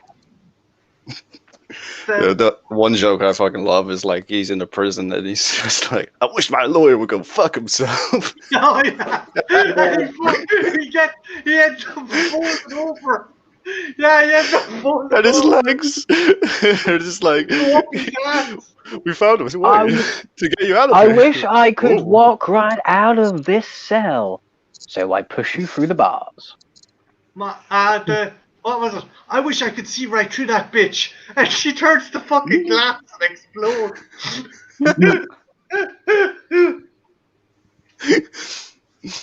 Oh fuck it, man! Those movies are definitely comedies. Yeah. For death. Jack, do you remember when Tiny Lister, he's like threatening the Wishmaster, and he's like, "No, I wish someone would try and stop me." And his two Mexican henchmen just beat him up and literally stomp him into the ground. No, that was when the guy wanted to get fucked up. Oh, yeah. Sorry, Trenchie. Okay, for me, it's a toss-up between Tremors 2 and Critters 3. Good pick. Is 3 the one with Leo? Yeah, Tremor 3, Critters 3 is the one with Leonardo DiCaprio as he was a 13-year-old boy. All they would have needed was Kate Winslet to star in one of those movies, and they would have had the main cast of Titanic in the entire franchise. City Hunter Love, question for you: what's your favorite comedy horror? Oh, it popped up in her recommended. You're getting there. Oh yeah, American The Werewolf. only thing I pop up in is people's junk books. American Werewolf in London. That's a great movie. I particularly like the randomness of him going into the porno theater and See You Next Tuesday movie. That's my bloody wife. I've never seen him before in my life. Oh, sorry, and it just walks out. Trenchy, favorite horror comedy, dude? Rocky Horror Picture Show. I know this isn't a horror comedy, but I also really like Headers, which is I know that's a dark comedy, not a horror comedy, but yeah, those are probably my two. Okay, has anyone ever watched one of those really bad movies on Sky, like at late night? It's like something along the lines of Killer Nurses 7 or something like that. Yeah. Oh god. Or on Zone Horror or the Horror Channel. Deacon, do you watch the Horror Channel or Zone Horror? Do you have it? I do not. Basically, it's like the Sci-Fi Channel, but every once in a while they'll have a good horror movie on, but then they'll have a direct to fucking video one. Like as Jack was saying, fucking Killer Nurses 6 or some fucking shit. Or... Yeah. Shark None of the actors. The way I view it is I have a VPN, I have the internet, I have subscriptions. If I can't find it, then it's not worth it. That's fair. You can. I what I was going to say. It was like you can tell like none of the actors actually want to be on set when you go on one of those movies. Like they were probably thinking, well, it's either this or porn. I suppose this is better. They probably went on set and they looked at the script and it was like, "Is this a porno?" And they just looked at the director and he was like, "No, it's not. No, unless." That makes me remember a very bizarre fact. Have you guys seen the Shark Exorcist? No. The shark. No. Yeah, so basically, the director has a thing with women having seizures. It's his fetish. He's done a slew of horror movies where women have seizures, but in this they get possessed, have seizures, and the movie ends with a lady getting herself off to a plastic shark. It is the weirdest fucking thing ever. That sounds amazing. That's messed up. Wow. That guy takes you out on a date. He's gonna ask you to bite on a wallet. It's fucking crazy. I said, like, there is a CG demon shark in it, and there's like a demon nun, but most of the movie is like women having seizures. I mean, I'm not trying to fucking I'm not trying to king shame. But even if they made an effort with the movie, there's supposed to be like this Shark Week episode, right? And this girl's talking into the camera, and her cameraman is in front of her while she's talking into the camera. It's the weirdest fucking thing. It's like, that's probably the smallest of the... Oh, fuck. Yeah. Well, here's a weird fact for you. Something that will make you rethink how a movie was supposed to go. Right. Puppet Master. Yeah. I think I Yeah, remember you know that the one with all the little puppets that go around killing people. Yeah. That was a bastard of a script where they took a horror story involving dolls and slammed it with a porno. They just took out the sex and put horror in it instead. Fuck off, really? Pretty much, that is how the story went. It was two scripts, two incomplete stories that they put together. This is why when you're watching it, it's so much like a porno until you see Drillhead take out a guy's crutch. Jesus. Huh. I do know about Caligula, where the director fucking walked off and they got Tinto Brass to fucking film. The hardcore smut peddler Tinto Brass to fucking do it.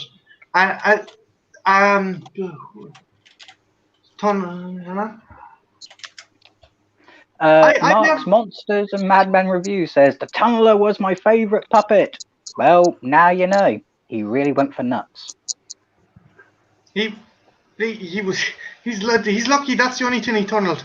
What the fuck, man? Like, really? I'm looking at the trailer. This is a really big budget for a porno flick. The thing is, Deacon, like, had Full Moon started off making porno movies, or it was pretty much a case of, hello, I have a great story. I have a great movie that I can sell to your company, and you could make it on a decent budget, but not break the bank. Would you like to do it? Yeah, sure. Here's all the money. Write the script. 2 days before due date. Oh shit! I've only written half a script, and I've got half a porno. Okay. I couldn't tell though. I have never seen this movie. I was watching the trailer there. I would recommend it if you want to see how to balance porn and horror without crossing the line on both sides to make it a PG. Oh yeah, it's definitely not crossing the line. Jack is a sweet summer child. He only came by the Star Wars Christmas special because I showed it to him at my house. He's not nerdy like me. Oh, well, I consider Puppet Master a must. You have to endure it. Yeah. All right. You do have to endure it. There, in the chronicle of 6 movies, there is only 2 that are any good. The director of Bone Tomahawk Puppet and Dragged Master. Across the Concrete wrote the last one. Did you know that? Mm. Dude, The there's thing I like find 13 strange- movies with Puppet Master, man. Oh, bloody hell. It's been a long time since I've been watching it, because the last one I watched was Puppet Master and Demon Toys. Yeah, there's like a apart shit from- ton. What? Yo, They Zach. have Legacy. I know they remade it. I watched the remake and it pissed me off. Oh, why is that? Was it Yeah. like what they did with Child's Play or something like that? They No. messed up the law, basically. Instead of Oh. it, Is that the one? Is that the new one you're talking about, where they made Andrew Toulon a Nazi? yeah, and Oh, they fuck made all of that. his robe. Yeah, they made him a Nazi. Toulon was never the villain. Toulon made the Didn't fucking that? puppets to fight fucking Nazis. How He was Toulon only was the the villain first- number 2, but that's because he was brought back from the dead and he was all crazy. Toulon was against Yeah, the Nazis. The Nazis killed his family and shit. Yeah, Yeah. in the movies, he's classed as the first Nazi hunter, Yeah, but in Yeah. and this one, they made him a Nazi.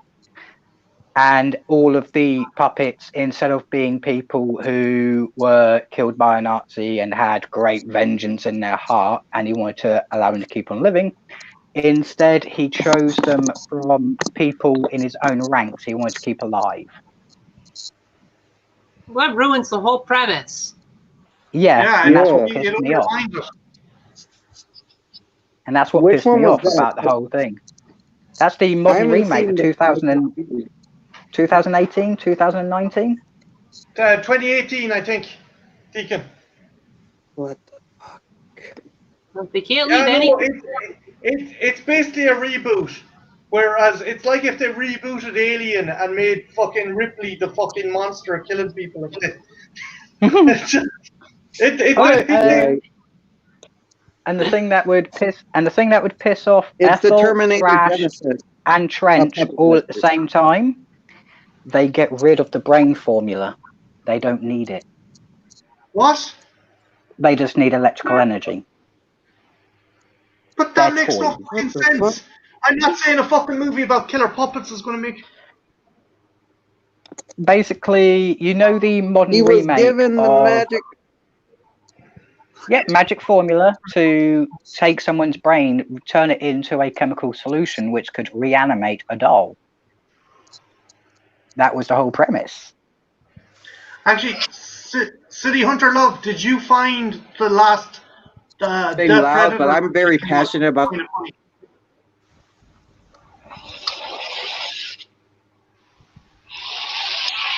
Ooh, Be right back, guys. Gotta go to the jacks. Ooh. not a problem. City Hunter L3 Yagel. Not you, Jack. I don't really watch a lot of horror, but I'll say there's some movies I've watched that were unintentionally funny. Like they weren't meant to be funny, but they were just ridiculous the way they were funny. Mm-hmm. Yeah, And pretty much. I don't know There's a lot of if, horror movies like that.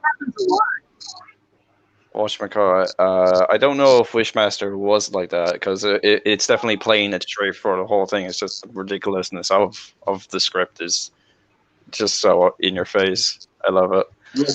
And then you have stuff like Sharknado, where it's a tornado made of sharks. Tornado! Shark. Damn it. Or Ghost Shark. Because I've seen Ghost Shark. How about Have you guys ever Sharktopus? seen Raising Cain? Raising Cain? Yeah, with Yeah. John Lithgow. It's played so straight and it's so good till the ending, man. And the ending's funny as fuck.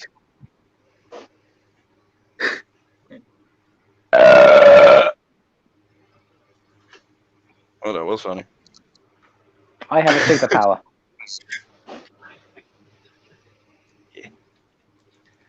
The super. Oh no, trust me. Yeah, don't worry. I've already had really weird comments in the chat every once in a while going, "That blew my speaker," or why was I wearing my headphones for that? I felt like I could smell that one. You're in the States, so yeah, probably within the blast radius. Yeah, I think it follows the jet stream, right? Yeah, follows the curvature and spin of the Earth. Right. The That shockwave's makes going to sense. hit you in about 5 seconds, don't worry. I do know one thing, and I don't know if it's 100% true or not, because the person whose channel it happened on was a known liar, and the video's been deleted. Well, it wasn't me. I don't know that shit. But 2 years ago, there was a live stream. I was trying to be polite. I held it in. I belched, and the entire stream got cut. Just YouTube stopped it automatically, and he's flung up a message in the message group going, YouTube said it was a bomb going off.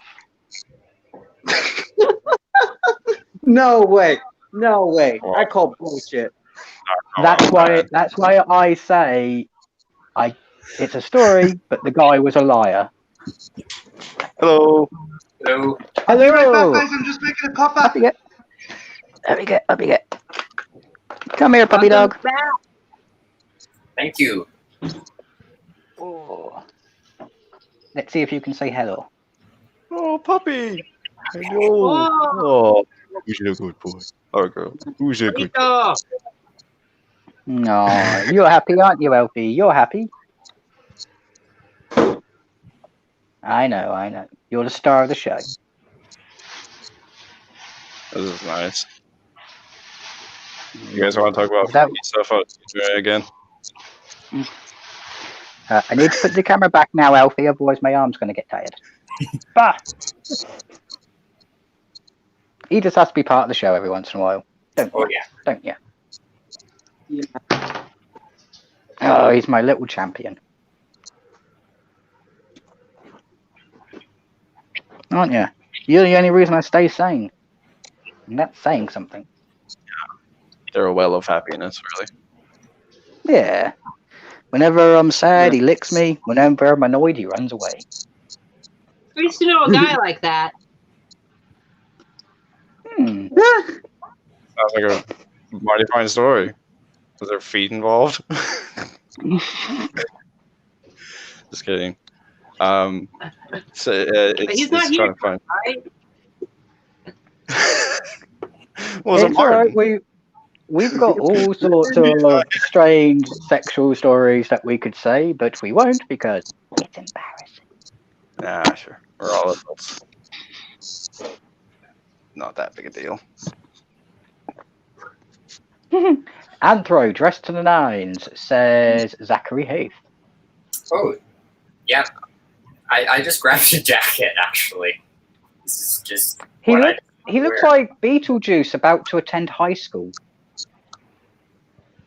That's kind of the look we're going. Beetlejuice and like a Huggy Bear kind of thing going, you know? We should call you Anthro Juice. I like that, actually. He needs the pimp kid. Yeah, he needs to pimp Ken. Yeah. Yeah. Actually, my favorite movie. So, as soon as I saw this jacket in a thrift store, I was just like, "That's mine." I was looking for stuff for a completely different Halloween costume, and I didn't actually dress as Beetlejuice for like another couple of years. But as soon as I saw this jacket, I just bought it instinctively.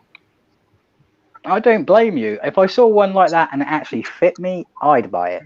Mm-hmm. But I'm an odd size. Every time I have to get a nice costume coat like that, I usually have to get it tailored. Yeah. Pain in the butt. It's starting to get a little bit small on me, actually, but I think it still works. No, it looks good. I've got a baggy old pair of pants and a baggy old shirt that I'm wearing to a job interview tomorrow. Not really too fussed about it. It's just for a fucking job interview at the end of the day. But I get what you mean about like the tailored stuff, because it's nice to fit into some of your clothes. But like part of the charm is like just wearing stuff that you're comfortable in, and even if it's old and you really like it, it kind of puts an extra layer of flavor to your outfit. in my opinion. Oh, It gets all I know what you mean. Some of my favourite shirts I've had since I was 15. So Like 80% of wearing that is being comfortable, but just by I'm wearing the sure you hat. were looking swish. You were looking like one swish motherfucker. Fair fucks to you. Thank you. he's at for the rest of the evening. He's Anthro Juice. And Introduce. okay, we got a question Anthro Juice. from Anthro Juice. City Hunter Love. Says, do you horror fans find it insulting when a horror movie is just so ridiculous and not well done that it turns into a comedy? Not necessarily. I think that's a pro. It can go both directions. It can be at least either like the best crafted movie in the world, or just so Yeah, it's so bad it's good. it's just as amazing. Like the cinematic masterpiece of Ghost Shark 2. Or Nothing fucking wrong with no. Dario Argento's There's- fucking Dracula. Where Dracula There's turns only- into a PG praying mantis. There's only one What? movie that I can think of that they tried using humor in a horror, and it ended up ruining the entire movie. Digging What up movie? the marrow. Digging up Kinda the like marrow. way he's trying to make everyone like super smug and cocky in all their movies now. Oh no, this one's a indie film made by a small independent company, but it's just so slow. The way they make some of the shots, some of the prosthetics that they use are so blatantly fake. Some of the jokes are delivered on such a flat line that it's almost Right. slightly torturous to get all the way through to the end. And once Fair you get enough. through to the end, and when you get through to the end, you go, okay, I can accept this only if there's another movie. Never another movie. Do you know what's a fucking hilarious fucking horror movie? Showgirls. That thing is a fucking wonderful disaster.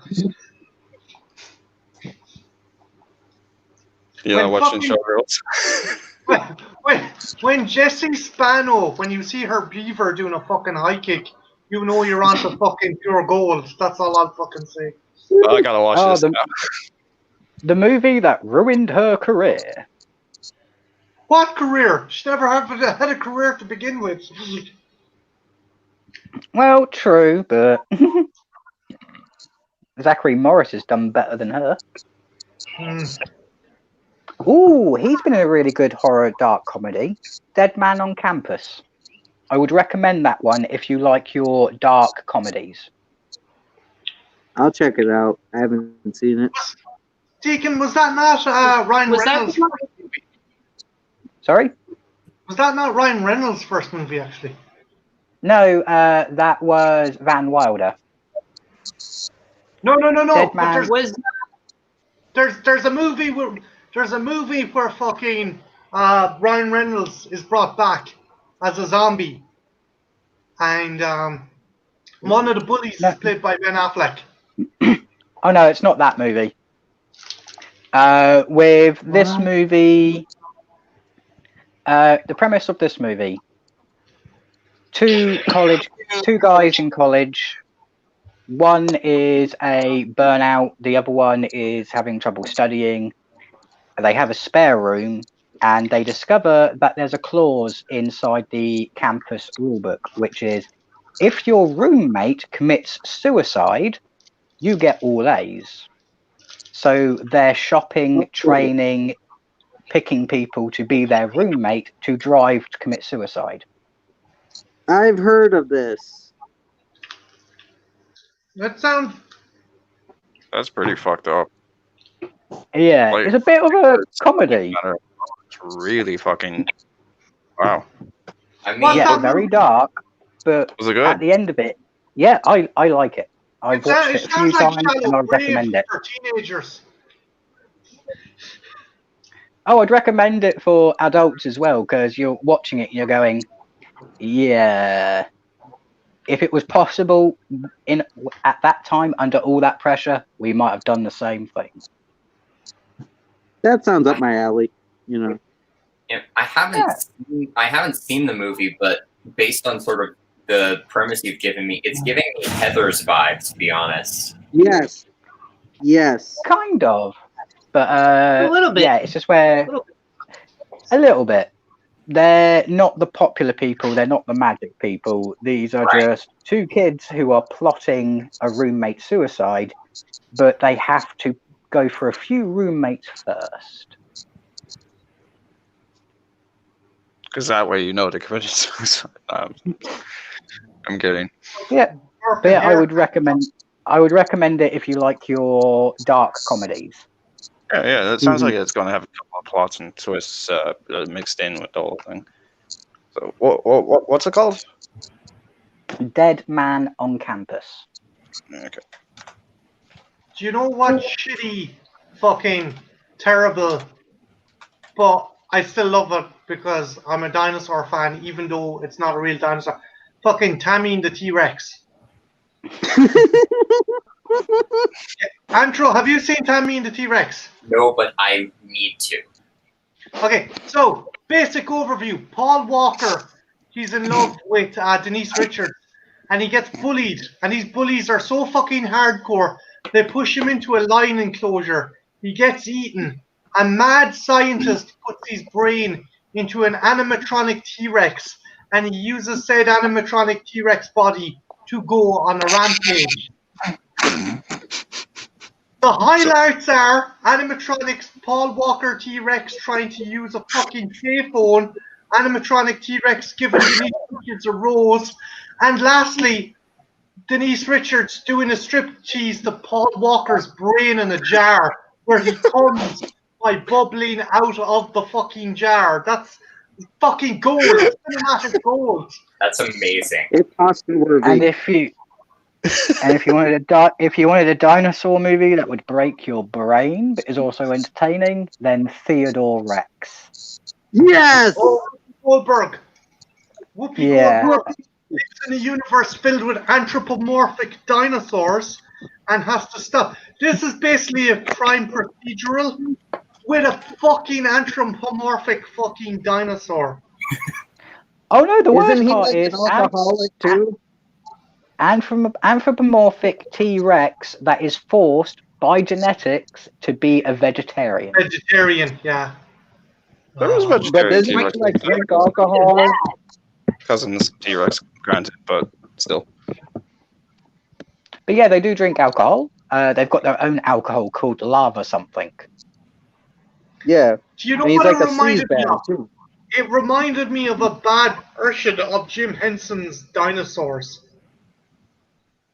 I love that trying to fucking show. Was that where I'm trying the to dinosaurs were wearing people clothes?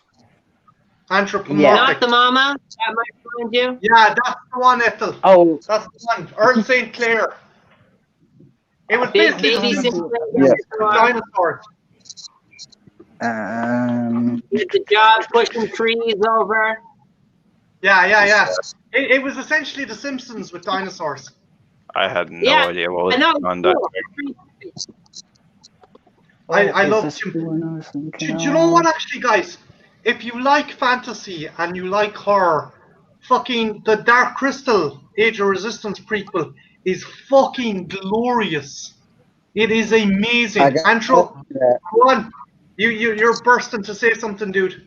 Okay, so first of all, Mark just brought it up, but the Velocipaster. Have you seen the Velocipaster?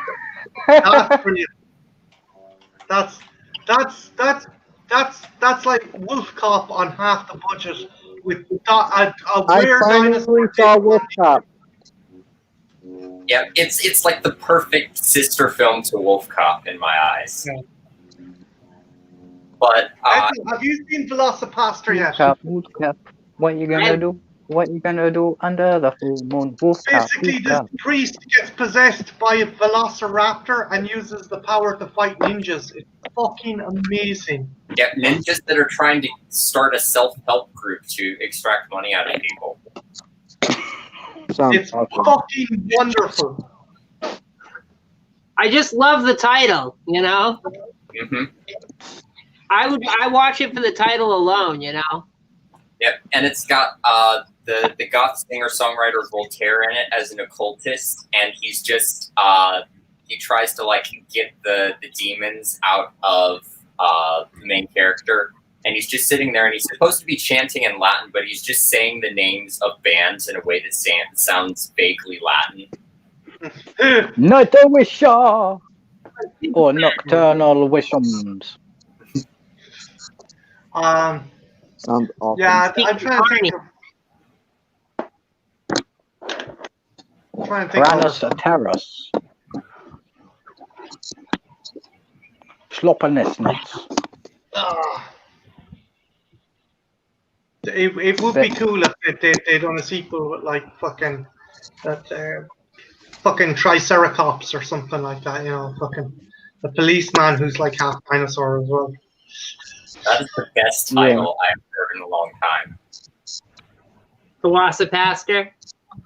Velocipaster. You said Triceratops.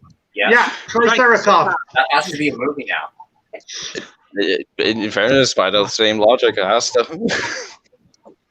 Doesn't hold a candle to Velocipaster, though. I think that has a little extra top put into it. You have the right to remain silent for 65 million years. We're never getting a confession out of the cunt now. Nothing tops the tagline for Wolf Cop, though, which is "Here comes the fuzz." Yeah, that's brilliant. I enjoyed that. I finally saw it, and I really enjoyed that film. Oh yeah, it's beautiful. But we were talking about the Dark Crystal before, which is why I got excited in the first place. Yeah, have you guys watched that yet? I've watched the cast is fucking amazing. Taron Egerton, Mark Strawn, Simon Pegg, Jason Isaacs, Anna Taylor-Joy, Andy Samberg, Keegan-Michael Keyes. I can go fucking on. The cast is fucking awesome. Sorry, Andrew. Oh, I was just going to ask, which character is Anya Taylor-Joy? Because I hadn't looked into who the cast was, actually. She's the princess. That makes sense. Yeah. And your one who played Missandei in Game of Thrones is the kind of the wood elf one, the one who befriends Hub. Mm-hmm.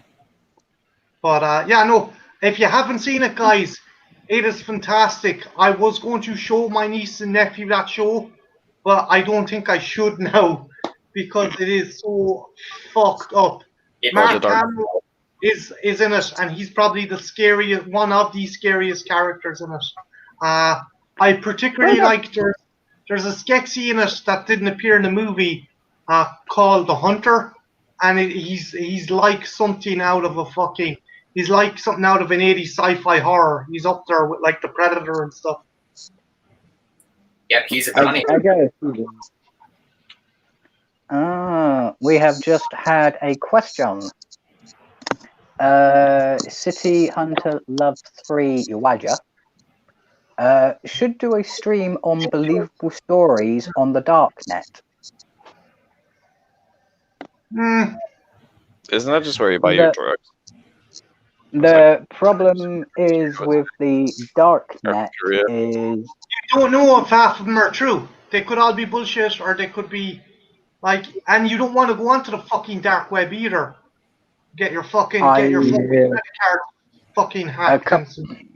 About 4 years ago, I fell down. 4 years ago, I fell down that dark hole. I knew someone that used it, and I'm never coming back. Yeah, no. Like maybe something like creepypastas, but by and large, City Hunter Love, I just kind of keep it just a chat, a kind of fun chat. I don't really lock it down to anything because if I it's there's a time like the world is kind of fucking glum and dour enough as it is at the moment. So plus, we don't mind discussing unactive cases, things that are historical, or even recent cases that have some things, but we don't really want to discuss a sub website where you can buy human body parts on the cheap or bid on how much drugs you want or how much a hitman's going to cost you. Yeah, that's not our thing. Bit dark for a horror podcast format. Yeah, I don't mind researching it, but I am not going to push out into people's faces. Speaking of hitmen Right. and stuff, there is actually a funny story. There's this chick in Ireland, in the county myself and Jack come from. They called her Lying Eyes. She tried hiring an assassin to kill her husband to these two sons, and the dude claimed he was an assassin. He worked in a casino as those guys who are in charge of the chips. Yeah, a handler or authorized porter. He wasn't a fucking hitman at all. He tried. He went. Okay, she tried hiring him as a hitman. He tried blackmailing her, and she reported him to the cops. Wow. Jack, you know who I'm talking about, do you? Jack, you there? I think he died. Oh no. CPR! Someone Obviously. See, that's what happens when you talk about the dark web. See, someone's gone and hacked his files. Oh god. Someone found his geolocation. We're going to find his kidneys next week. The digital Yakuza. I always find it strange. I have to say something directly to the person that is a bit of an insult before they come back. It's a bit like it's a bit like Marty. He walks off. I mispronounce a dinosaur's name. He comes back. Hey, that was one time. That was one time, you bastard. Twice. Okay, that was 2 times. 2 times, you bastard.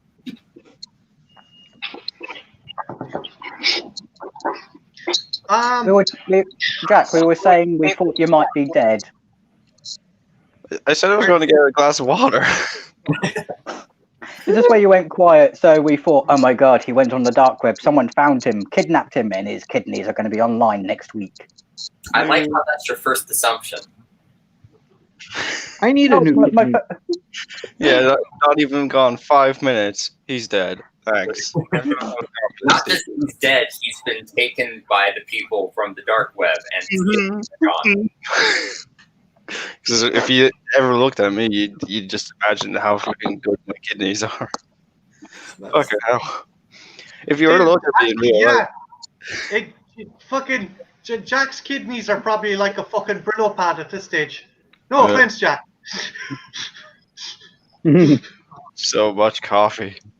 Not enough coffee. Oh god. It's so fucking hot outside, guys. No, we're not used to this fucking weather. It's too fucking warm. Yeah.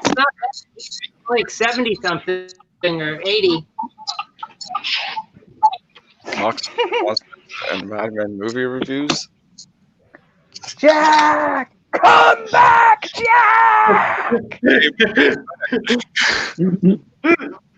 You escaped the people from the dark web! Oh shit. That canon now. Did I go into the dark web when I left the Jack? You became the dark web, Jack. Oh my The bizarre thing is people think the dark web's like that dark web game you can buy. The game where you just have to plug through, go to different websites. Watch Dogs? Like that. Probably. But it's nothing like that. That game's a bit of a misrepresentation, do you want to give us an overview from your brief time on the dark web? Do you want to tell people what it was like and why they shouldn't go near it? Why you shouldn't go near it, although there is supposedly absolute security, if you do accidentally let loose any information, they will be able to trace it back to you or sell it to someone who will use it for nefarious reasons. So you have no safety. So that's rule number 1. Rule number 2, do not, and I repeat, do not bid on anything unless you are absolutely sure that you're going to be buying it. 3, do not make contact with anyone unless they engage first. Lastly, don't go there. Please don't. You meet all sorts of strange people. Some of them are right sickos. And when you find out that that's 90% of where the sex trafficking for babies up to 25-year-olds happen, you learn to avoid it. I actually knew someone that used the dark web, and they were buying benzodiazepine on it. I didn't know Yeah. fuck clue what the hell benzo was until she asked me if I'd ever taken one. And I was like, no, what the hell is that? It's like some sort of antidepressant. I'm not too sure what the hell it is. It sounded like some fucking cough syrup remedy. Don't people take it for their nerves as well? Snipers take it to fucking slow down their heart rate. Yeah. Yeah. Fuck, man. It's a major sedative / mild depressant. It's designed to slow down your brain's conductivity as well as your nerve response, so it slows everything down. I just remembered that bit on Limmy's show where he's like doing like these drugs. this one zigzag. He just stands up doing zigzag motions. What? Is it Didi? Is his character called Didi? Oh yeah, Didi.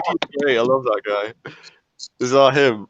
Didi, I love him. He took a bus going to Yorker. Yoka! Yoka! What the fuck? Brian Yoka, yeah. Yeah, because I have to admit, the only reason I used the dark web was for information gathering. Most of the time when stuff's leaked, it gets leaked on there first. Well, that's usually where it gets leaked to.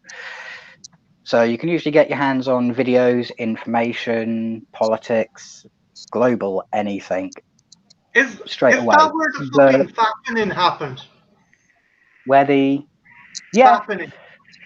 pretty much it all got downloaded to the darknet, Yeah. which means it could be uploaded anywhere because you cannot scrub it once it's in the darknet. Once it's there, it's there forever. The likes of Jennifer Lawrence and a load of other female celebrities had their pictures leaked. And a lot of people reckon it came from the dark web.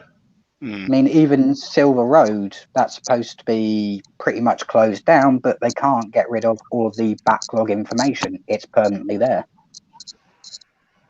Oh shit. Yeah, the browsers are made for it. I'm not too sure which browsers they are, and to be honest, I don't really want to look it out. Access it. You've got Onion. You've got Skibbity doo. Yeah. Skibbity doo pop. Skibbity doo pop. Yeah. I probably shouldn't be giving out how to get onto it. This is the best thing. We can chat about as much as we like, as long as we don't give instructions on how to access it. Yeah. Oh, again, anyone who's watching this, don't fucking go near it. Even then, do not even attempt it. The installing process is a bit of a pain in the ass, so don't do it. You can go to the pub. Yeah. Because when I finally decided I had enough, I just destroyed my old PC because wherever I plug that in, it'll be jacked back in. How long had you been kind of? Would I be right in saying you were addicted to going on to it? Was there kind of a draw to it? I was going for a bad bit in my life, so I spent a solid 4 months just in my room on the net. Most of it trolling through information such as conspiracy theories, weapon leaks, ammunition leaks, where crime were or where major trades were happening at the time. Yeah, because it's like a hidden trove of secrets that no one else knows about. I can get that. Yeah, you could sit there, and if you know exactly which room to go to, you can get the entire scheduling list for in and out export for an entire cargo pier. All right. So I got so many cargo piers. Yeah, but you could pick one, sit there, and go, this is what's coming in, this is what's going out, so I can replace this trailer with another trailer. This is Deacon saying what I think he's saying. Road trip. Who's got the van? I got the balaclava. We need a guy with a crowbar and a GPS now. I'll Oh, get a God. crowbar.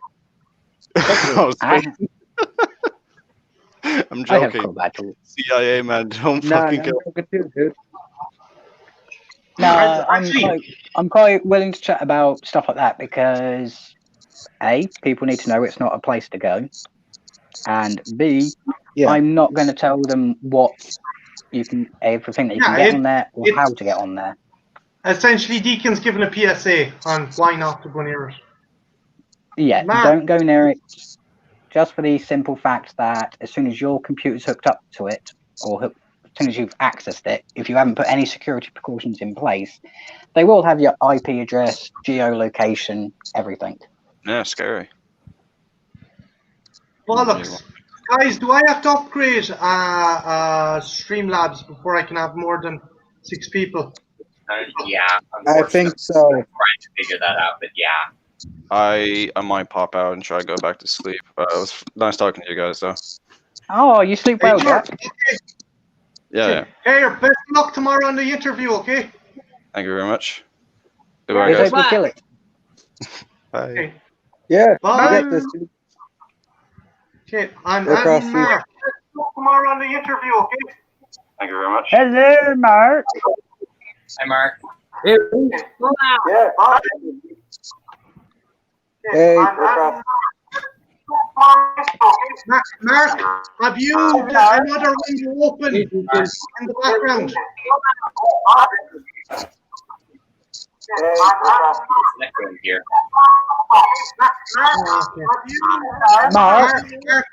Mark, could you please mute your YouTube video, please? I sure can.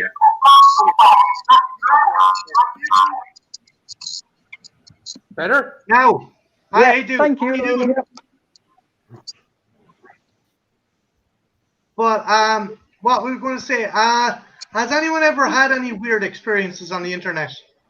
Like with like fucking, you think if someone's tried to hack you or someone's tried to fucking kind of like steal your information or any shit like that?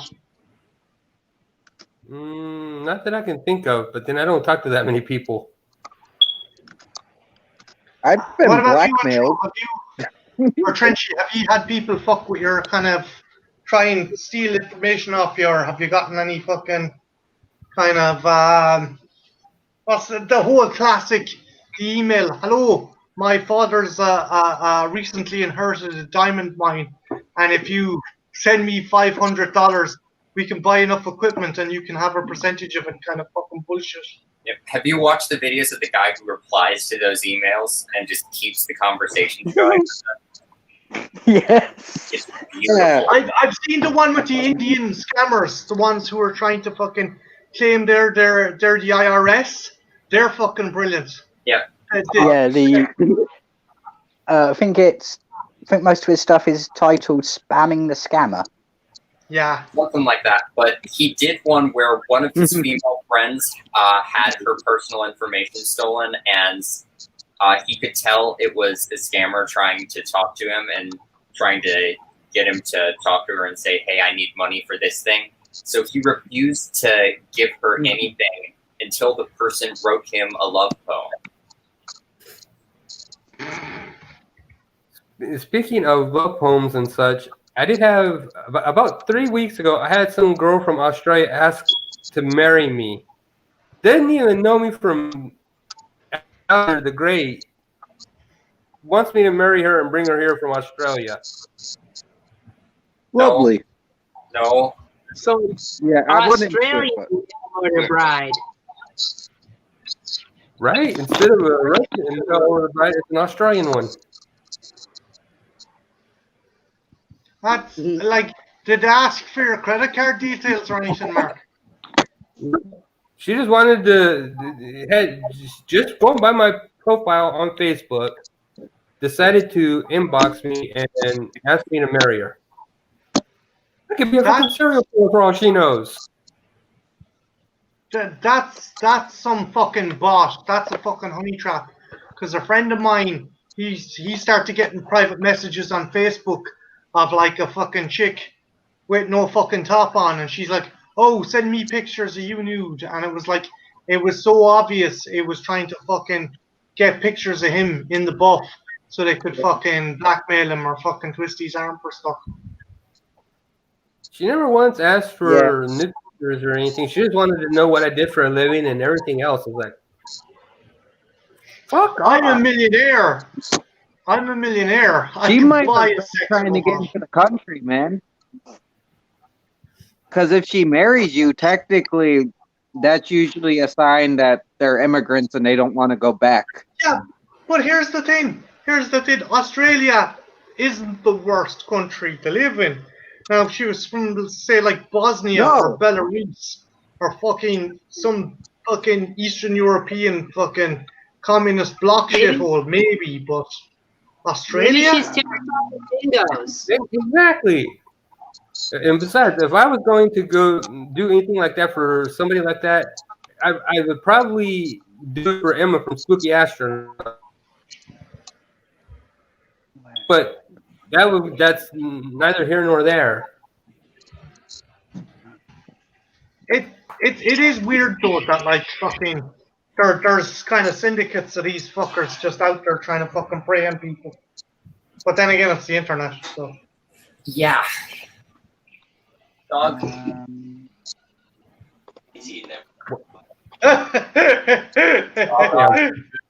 Down. What kind of pooch you want, Mark? German Shepherd. He looks very small, or is that just me? No, she's not small. Okay. You only got her head in the shot. The rest of her is gargantuan. Deacon, you seem enthralled by something, dude. What are you looking at? I'm currently trying to find the most dangerous place to live in the world. And I think I may have found it. Give me a sec. Portland. Sorry. Sorry. Any place in America.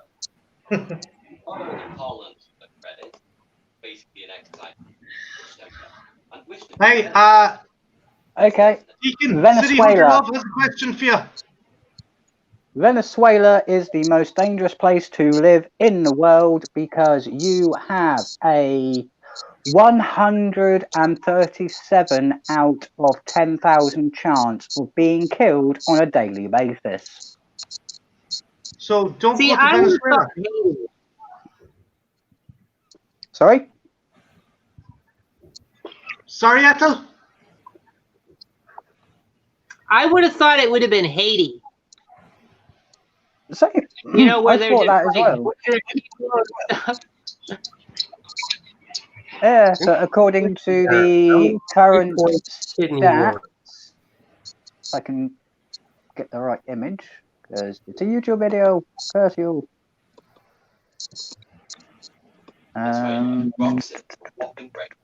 Deacon. Yeah. Oh shit, I got the number wrong, sorry. 183,000.2 out of every 10 million people is your chance of dying on a daily basis. That's yeah, fuck that. So don't as well as not going to the dark web, don't go to fucking Venezuela. Venezuela. Deacon, City Hunter Love wants to know how many bitcoins is a kidney worth? Oh no. Give me 3 minutes. Dude, I didn't No. Aw. I want that search engine. So he's asking for a friend, so you're blameless in this. We're all gonna be in court next fucking week, guys. We're all going to hell. Hey. I am not affiliated with this man. No. When we do this, use the word hypothetically. Hypothetically. Trenchy, we can say hypothetically as many fucking times, but if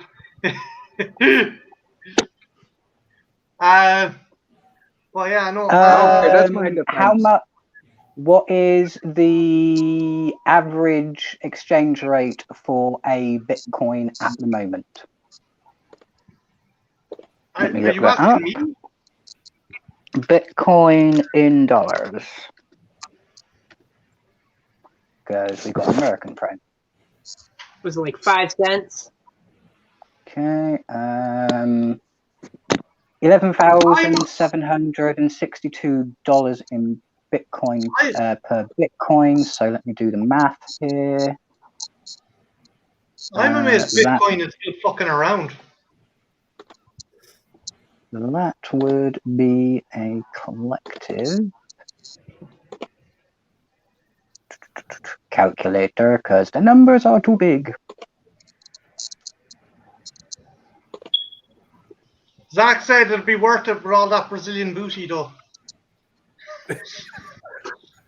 Dude, if you're decapitated and your fucking head's hung off a fucking electrical wire, it doesn't matter how much booty you're going to be getting. You'll be fucking dead. They'll put you in a fucking oil drum and set you on fire. No booty is worth that. Oh, so So you gotta look at the risk reward ratio on the booty. Actually, open question to anyone. And I'm going to start with Antro first. If you could travel anywhere in the world, where would you love to travel to and visit? And why? Finland. Why? Why? Band? I'm guessing it's a band. You want to meet someone? I mean, yes, lots of bands. They probably have the best and like the biggest like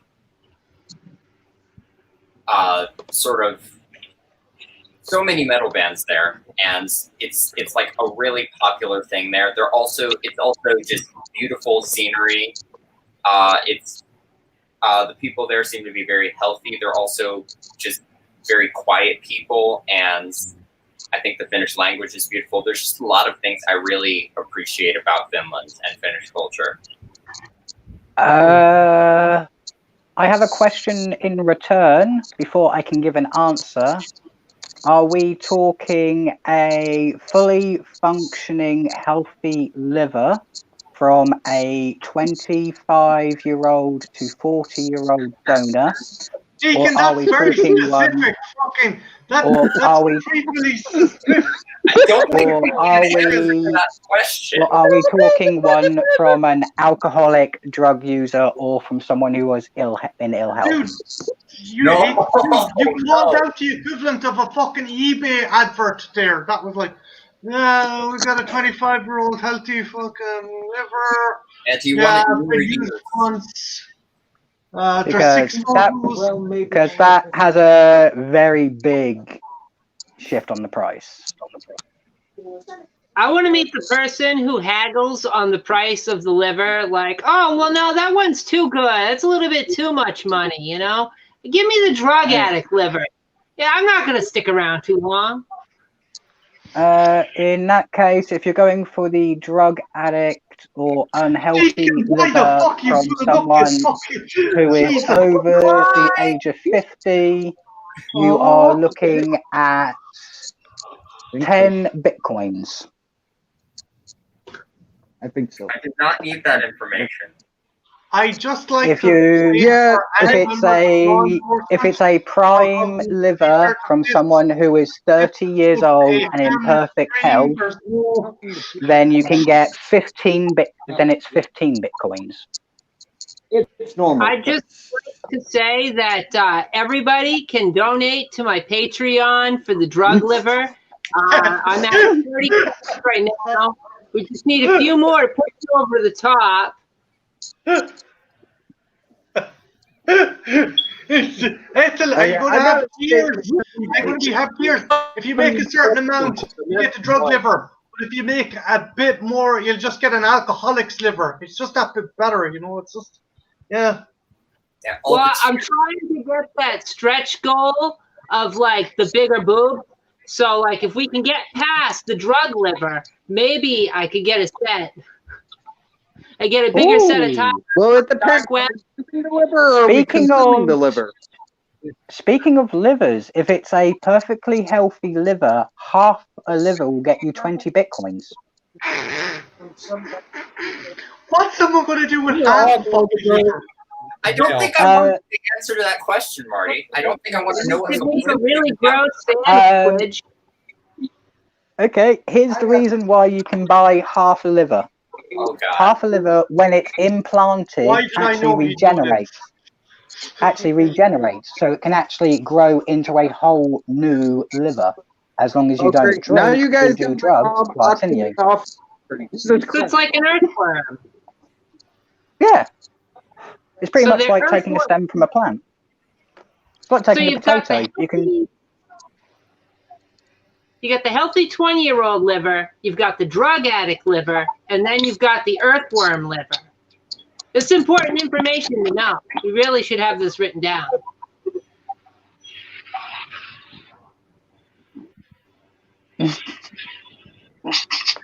Throwing a nice bottle of Chianti.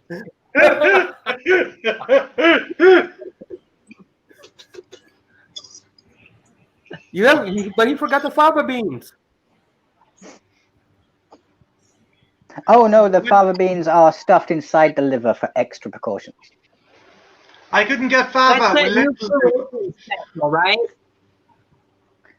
But yes, the most expensive body part to be sold or traded is the human heart of a 25-year-old in perfect health. That is 50 bitcoins.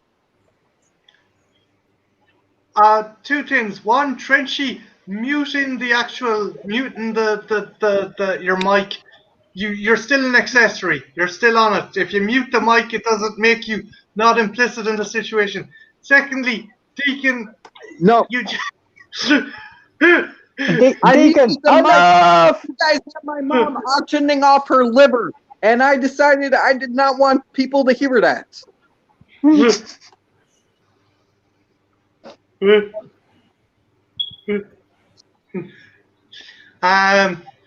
This is Next the voice that question. happens in my house. With the help of God, Trenchy, if you could live anywhere in the world, where would it be and why? And please don't bring up anything to do with fucking livers, okay? Or Venezuela. Either Germany, Ireland, or Greece, because I do have part German in me, part Irish in me, and I think they're beautiful countries. And I'm very interested with the Greece history, so I think it'll be nice to go over there. I don't know how it is now, but Mark, if you could live anywhere in the world, where would you pick and why? Anywhere in the world. Do you want I probably have to go with Belgium.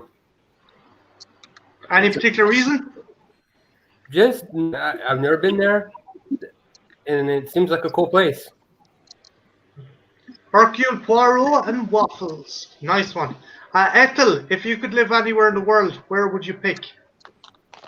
Well, aside from America, probably Japan. I really dig their whole deal and style over there, you know. And plus, I'd be right at home with all the kaiju stuff I could watch. So yeah, gonna go with Japan. Just remember, in Japan, women are in the minority. Say what? In Japan, women are still treated as a minority. They still treat their That's women okay. like shit. Yes, but Whatever. in Japan they also treat white women with reverence. Yeah, my friend was over there. She had her hair touched in the. She was on the subway train and they started touching her hair. She found it weird. Yeah, they I've are never heard enamored that with white people there. Have you ever heard of the token white guy? Yeah. Have you heard of it, Ethel? The token white guy. What, in Japanese stuff? Yeah. Well, they do that to do appeal overseas. They did that in a lot of films. In fact, Nick Adams was in Astro Monster because of that, they could get broader appeal over at the States if they had at least one American actor. That's what they Oh, did no. with Godzilla. They did an American version of it. Yeah, Raymond Burr. They Yeah, cut in exactly. scenes with Raymond Burr, and they marketed it as Godzilla King of the Monsters over in America. Yeah, and they Well, that's actually sort of the nuclear warning stuff too, which is weird. Oh yeah, well, at the end of the day, Andrew, the Americans didn't want to be fucking reminded that they dropped 2 fucking atomic bombs in the fucking country. So Right. obviously, the analogy for that was cut out very much. Yep. Sorry, we Ethel, don't need to be reminded. We know we did it. But what I mean by the Um, token white guy in Japanese is companies, if they're small or even if they just want to appeal to more Japanese people, they will hire a white person just to sit in the office and look good, to make it look more professional and more open to that they've got Western connections, even if they don't. So does this Oh, you're person have to do any work? Sorry, you both spoke at the same time. Sorry, Ethel, you go first. Ladies first. Go on. Oh. Ethel, you go first. So you're talking like outside of entertainment, like they might have like a white dude sitting in the writer's room or something. Is that what you mean? Yeah, that's what I mean. Not in movies or media, but as a profession, there's a phrase called the token white guy, which is where a Japanese company will just hire a white person to look good, to say, hey, look, we can hire white people. We're known in the West. Just to Oh help yeah, their brand. no, okay, that makes more sense. I thought you were talking about in the movies. But no. Could some white dude go over there and just sit in the office? He doesn't have to do any work. He just looks. He goes over there and he looks white. He looks like the biggest fucking Wonder Bread motherfucker on the planet, and he's sorted. Yeah, It's you've got models which are classed as attractive but don't make it in England or America. They go to Japan and they get a job where they just walk around the office looking good. Oh, so you have to be good looking. Okay. I gotta get locked Yeah. into that. That sounds pretty good to me, actually. It sounds like a sweet gig. Did you show up to work and look pretty? I could do it. Maybe. Wouldn't it get boring though? Wouldn't that get really boring just sitting there? Nah, coffee, walk around, talk to people. You could play fucking solitaire or something on the fucking computer. Oh, Yeah, and, right. And if you wanted something that had a bit more of, if you want something that's got a bit more of a challenge, you've got a white villa. This is where it's only white people who speak English work there. They cook all the meals, staff everything, and it's only open to Japanese people to learn our language and learn our culture before they come over here. So it's like a petting training zoo for white people. Yeah, so they can get used to it, You can used go to in what and life's going to be like look at over the here. whiteys. Yeah, look at the whiteys. Look at them make all of these things. They don't eat with chopsticks. They eat with these. Look at this milk toast motherfucker in his natural habitat. He's eating Rice Krispies and fucking wearing flip flops. Jesus Christ. Sort of makes sense. I mean, we have wildly different cultures from Japan. I mean, I could see how if they're going to send business people abroad, that they would want like a place they could send them to sort of get used to the American customs or the European customs, depending on what non-Asian nation they send them to. Yeah. No, I can completely understand it. I think that they should have some kind of villa or course like that when it comes to going to other countries. And Anthro, your turn. Okay, yeah. I was just going to say, a couple of years ago, I went to Morocco for vacation with my family because we have friends that live there, and it's really nice there.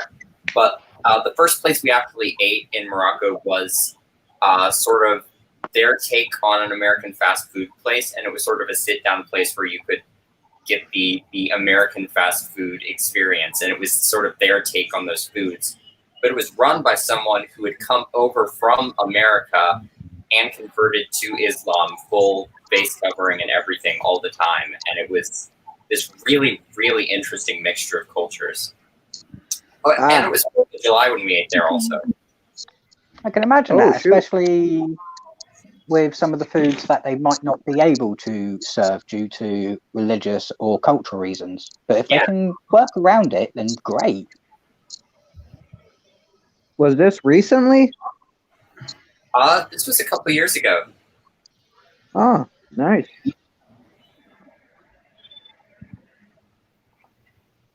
Well, have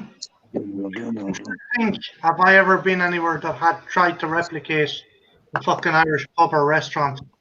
9 times out of 10, it's an actual Irish person that owns the restaurant. Paddy Power? Amsterdam. I was in Amsterdam, and they, again, I don't like Guinness. As far as I'm concerned, it's a black cream-headed laxative. But they went serving it in these little tiny fucking, orange juice glasses. They were serving pints of this in the equivalent of a fucking orange juice glass.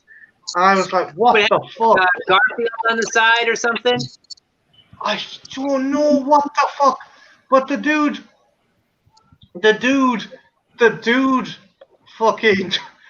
who ran the pub looked like a byproduct of Aryan breeding. He was like fucking 6 foot tall, blonde. He was about as far from fucking Irish as we could get. And he's like, "Oh, you're real Irishmen." And I'm like, "Yeah. You want Guinness?" And I'm like, "No. Guinness fucking tastes like shit." And he's like, "What? You not proper Irishman?" And I'm like, Whoa, hold on a minute. He went ape shit. He was disgusted. He had finally met an Irish person, and they didn't like Guinness. It was like I'd spat in his face.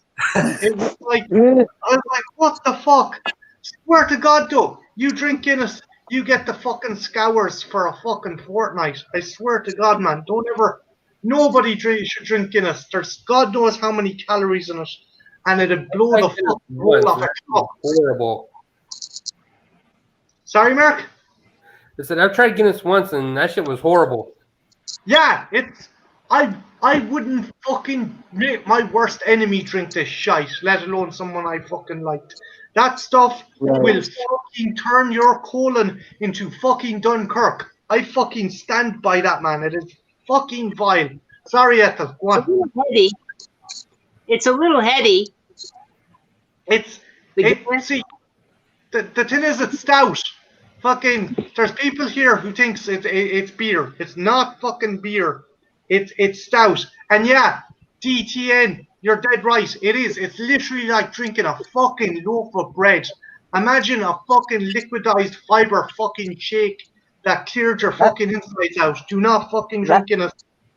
That's because it's based on the old.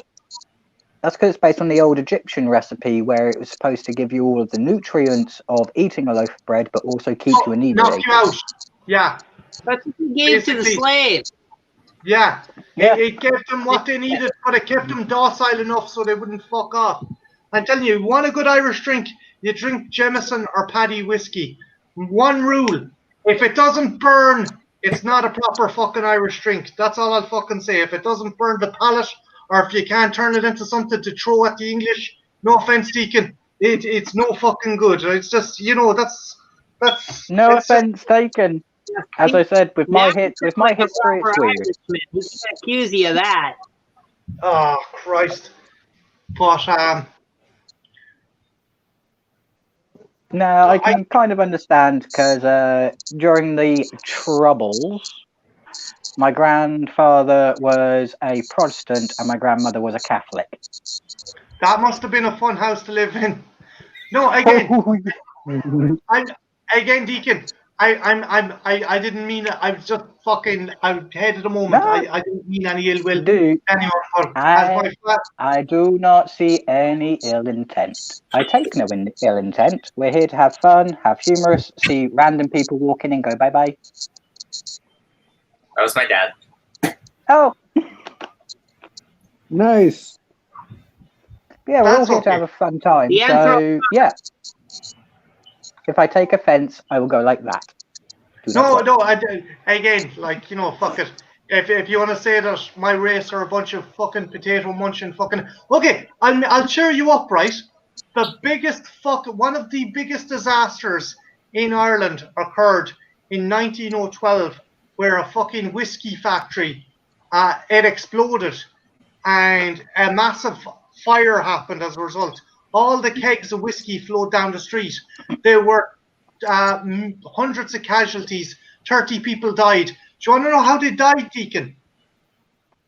Not from the Quite a fire. lot. Not from the fire. They went Trying out to grab the with whiskey. hands and ladled up the fucking unpurified whiskey and fucking drank it. That's how fucking shit faced the Irish used to get back then. They gave themselves alcohol fucking poisoning. That's how it's all right. race was. It's alright. If you want something, then I take the piss out of the Irish on a regular basis with your legends. Because I'm sorry, your creation legend is insane. Are you talking about Cuchulainn? Or are you talking about the salmon and knowledge? Are you talking about... Right. The one where the third people, the last people, also known as humans, came to Ireland. They came on a boat, but out of the 3 boats, only one survived. And on this boat was 1 man and 40 women. Instead of dealing with all of these 40 women in this new land, he decided to jump into the ocean and turn into a fish and swim away. In fairness, if you were stuck on an island with 40 Irish women, you'd fucking want to jump into the fucking ocean too, man. Don't. But that's their creation myth. So all of the women on the boat made love with all of the non-humans on Ireland, and that's where the Irish people came from. Well, Deacon, given the look of some of the fuckers around this town, I can definitely see women fucking copulating with non-fucking humans being a very fucking possibility. So don't. I believe it. There's a very high beta ratio in their population. That's their creation myth. Hey, Ethel, keep in mind, Ireland is a very small island. We didn't travel much. So every fucking third generation, chances are you're probably fucking your second cousin.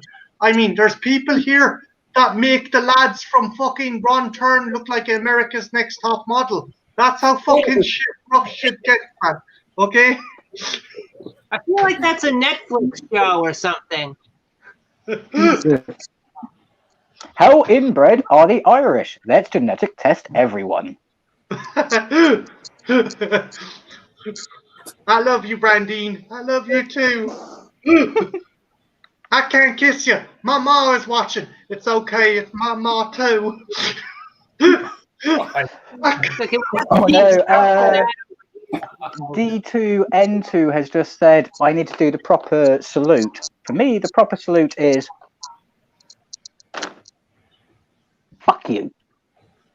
DTN, I live in Clare. I live in a county called Clare. It's on the western coast. I've got to go now. Angelo, it has been an absolute pleasure having you on. Thank you.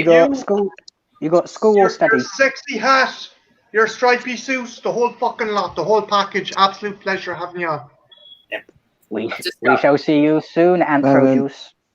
All right. Yeah, farewell, man. Thanks for stopping by. When we meet you, we'll say your name 3 times. Yep, that's how you get rid of me. See you later, dude. See you soon. Horrorhound 85. Hello. How are you, Horrorhound 85? What are you up to this evening? If you're up to the same thing as us, we feel sorry for you. Talking shite, but we're good at it. It's mainly me. Talking random nonsense, throwing in some unknown facts. Or as Pinky would say, same thing we do every night. Try to take over the world.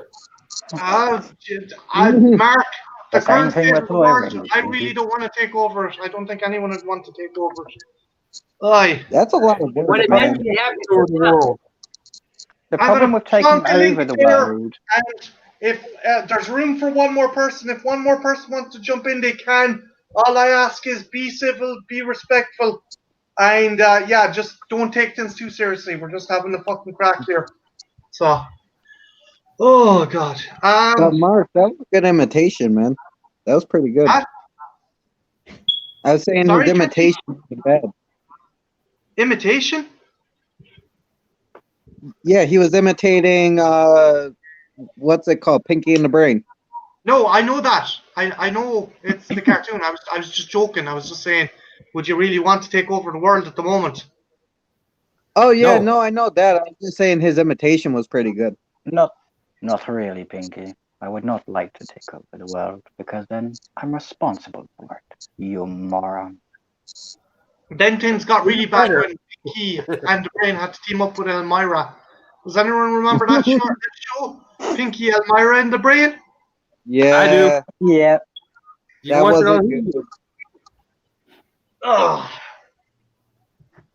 The question Dude, they is, treated that Elmira girl like shit, man. She probably deserved it, but still. yeah, she was supposed to be the niece of Elmer Fudd. Yeah, Yeah.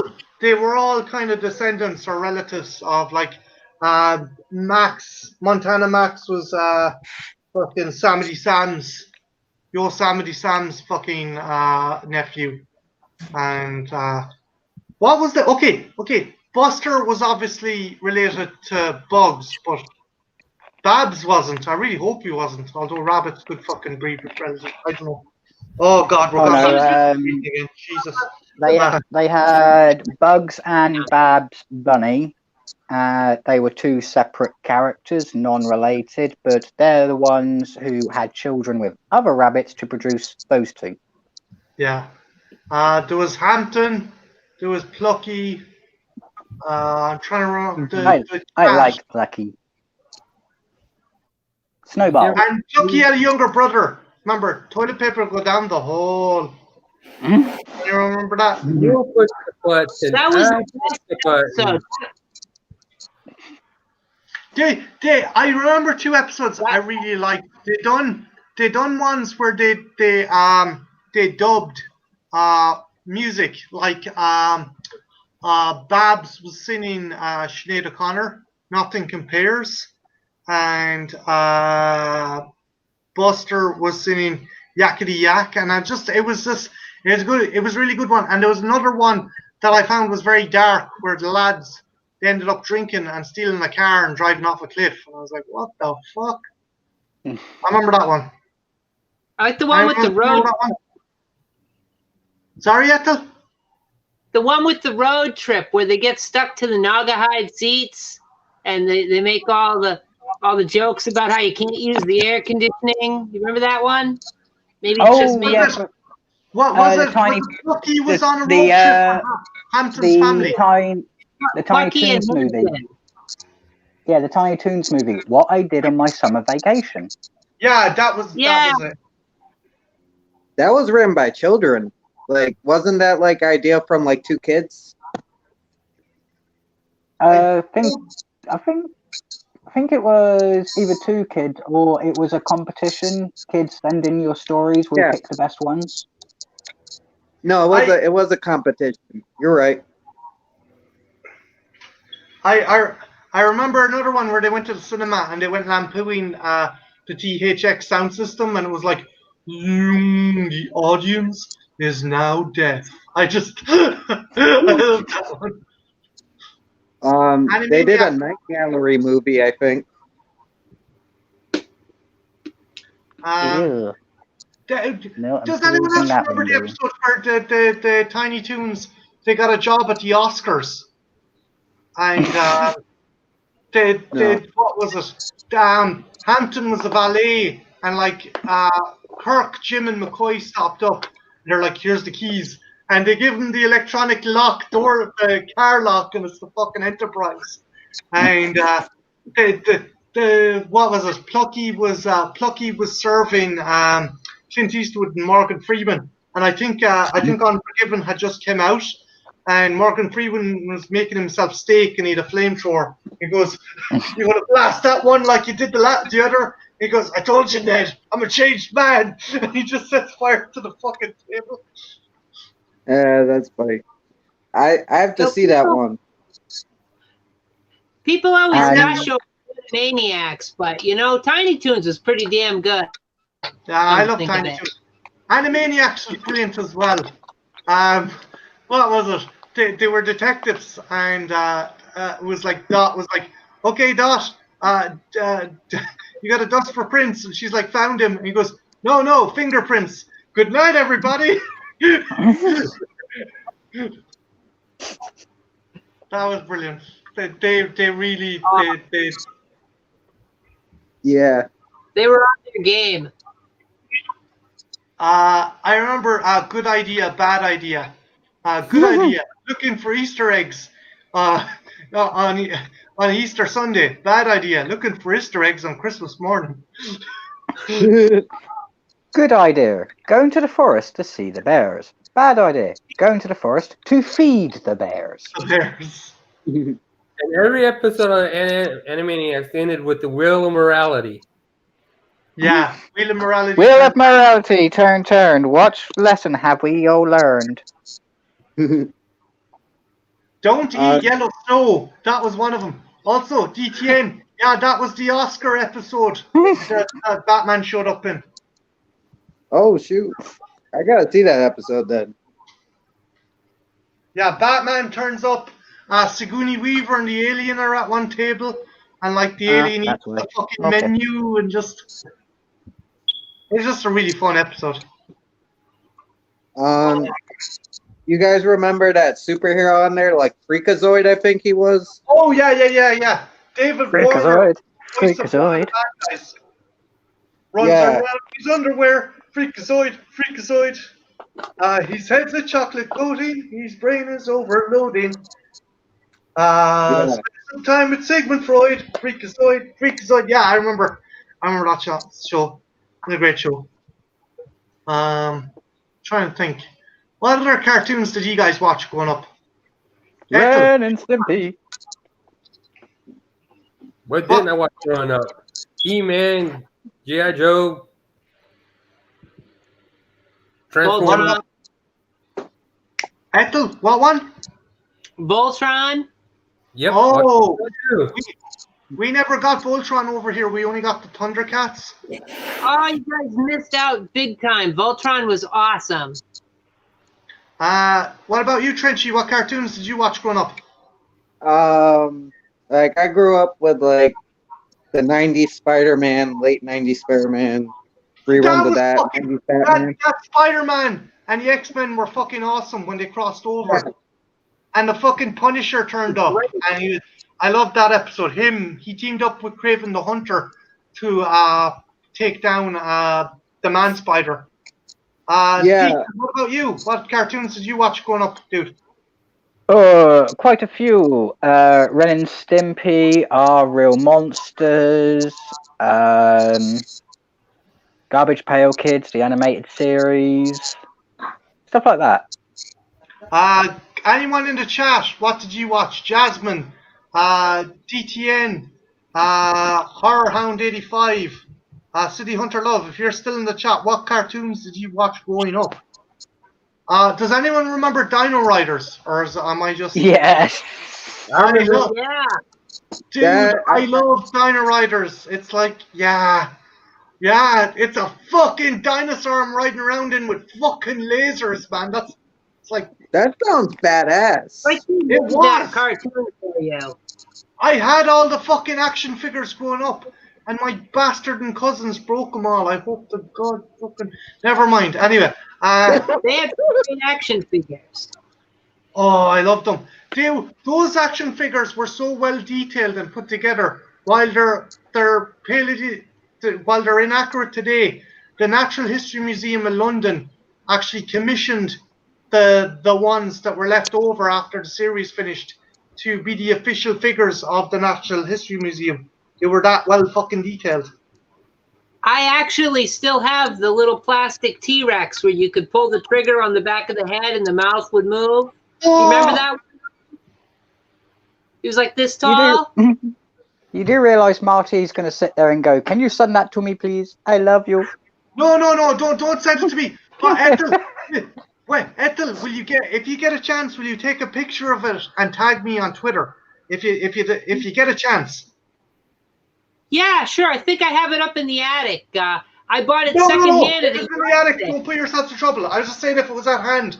Mask was fucking awesome. But yeah, you lucky Miria, Jesus Christ, I would fucking kill for that figure. But yeah, no, He-Man, G.I. Joe, Spiral Zone. What the fuck is Spiral Zone? Any of you guys know what Spiral Zone is? Never heard of it. TTN, give us a lowdown on what Nope. Spiral Zone is, man, because never heard of it. Oh. Again, there's 7 people watching, so if you're in the chat and you watch cartoons growing up, fucking let me know, because we're all fucking nerdy adults here. No one's gonna fucking pass judgment if you watch I watch cartoons. I still have Cartoon. Thundercats and Yeah, we've This all was watched weird later on, but cartoons. have you guys seen Chowder? This was more from like early Yes. 2000s when I was growing up. I- But I've seen Chowder. what's It's Chowder awesome. about, guys? It's about Uh, like this weird rabbit thing, and he works for this other weird. They're all weird creatures, and they work at a chef place. And the dude, like, he's like a chef apprentice, and he eats a lot, and they get into all tons of hijinks. It's very weird. Sorry, I Mark. still- Go on. I still watch Danny Phantom and American Dragon Jake Long. Oh yeah, man. I've never seen Danny Phantom. It's kind of hard. This kid has these parents who are like super scientists, and they create this thing for trapping ghosts. Only he accidentally gets caught in it, and he has all the abilities to capture ghosts. It's kind of like Ghostbusters, but it's a kid's show. Okay. Yeah, and he's like a ghost himself. Yeah, He he can turn becomes into a a ghost. ghost himself. Is he dead? No, No, he's still alive, but he can turn into a ghost. It's weird. It's like science shit. Okay. Basically, he has exactly the same phasing ability as Kitty Pryde. what's his name from Marvel? Can't remember his name now. The one who has the gem in his head. Vision. That's it. Mr. Sinister? Has exactly the same powers as Vision from the Marvel movies, except for mind blasts. Okay. So this more might like be Kitty good. Pryde then. Yeah. Yeah, Yeah, he can make himself intangible and Except walk through he can't things. fly.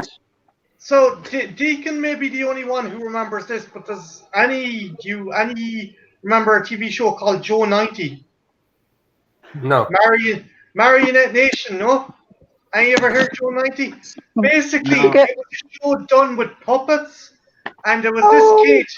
He was like a super spy. He'd sit in a chair, and he'd have the skills of like a rocket scientist or a fucking a GI or a fucking professional sniper beamed into his head. It was Gary Anderson. Is it Jerry Anderson or Gary Anderson, Deacon? I think it's Jerry. Yeah, the guy behind Thunderbirds and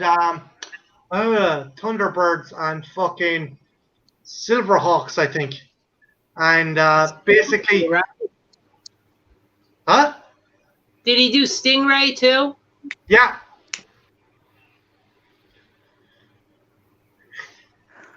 I remember fucking the lads were out in the piss. I think I might have told you this story before, and we were discussing like cartoon crushes, and one of the lads was like, "Fucking Lady Penelope, lads, I'd fucking plow her for a month." And I'm like, Jesus fuck, it's a fucking marionette. I'd be worried. We were worried what he'd do if he got his hands on that fucking puppet, man. Jesus Christ. The only Penelope Well, now- Island from Wacky Races. Well, now Oh, his yeah. dreams can come true because he can get a life-size doll. Oh no. Jesus Christ. Oh God, we're going back to the dark web, aren't we? Oh, you can buy life-size doll from official sites online. You can even get them in the image of people. As long as you get their permission, of course. Oh yeah, there's all manufacturer places for mannequins. Yeah.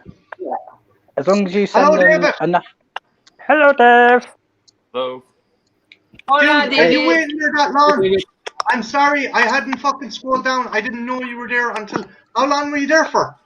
just a minute. Okay. But where were we? Mate of mine wanted to screw Penelope from fucking Thunderbirds. Anyway, go on. What were you saying? If you send them enough pictures of profile shots and everything, they can actually model the head completely after the person who you want the doll made of. Jesus. These bobbleheads. Yeah, you can pretty much order spare parts if you wanted to. Is this like Go. a sex doll or a marionette doll you're talking about, though? Oh, it's a sex doll that you can buy that is anatomically correct and precisely to the measurements of the person. The thing is, though, would there be copyright issues? Like, say someone wanted a sex doll done by Scarlett Johansson, would there not be an issue with, like, you know, Scarlett This is why I Johansson's said- likeness? This is why I said you need to get permission. You got to get a long as you get- royalty deal. Yeah, Scarlett Basically- got to get $1 for every unit. What if, like, How the hell is that what if you made the conversation ears gonna go? slightly bigger and the eye color was different, and said she just looks like Scarlett Johansson? It's not based off Scarlett Johansson. in that case, you can get around copyright and trademark. It's going to change it just. Lindsay Lohan do? Oh, Sorry? my bad. One. I was gonna say, didn't Lindsay Lohan sue over that Grand Theft Auto picture? I remember that Grand Theft Auto 5. The thing was, though, Trent, she sued, but they were able to prove it was changed enough. Because, yeah, there's a picture in the last GTA game where there's someone that looks very much like Lindsay Lohan cleaning a car in a bikini, but they changed the hair to pure kind of bleach blonde and changed the features ever so slightly. So they were able to prove that it wasn't her.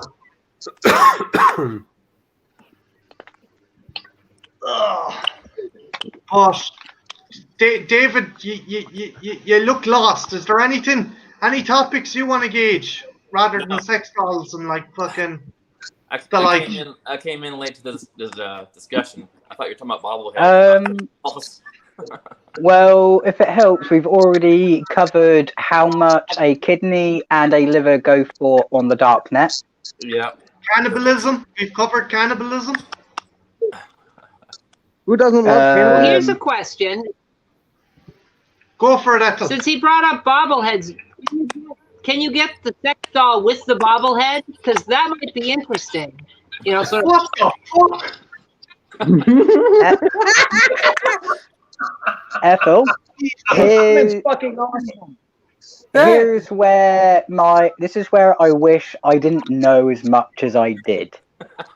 But you can order dolls that have 24 points of articulation. And Do they you come can with the stand? you can loosen the head so it's a bobblehead. No, okay, here's the thing. Maybe it is a fetish, but do you really want to be fucking someone that looks like they're having an epileptic fucking fit while you're on top of them or they're on top of you? I mean...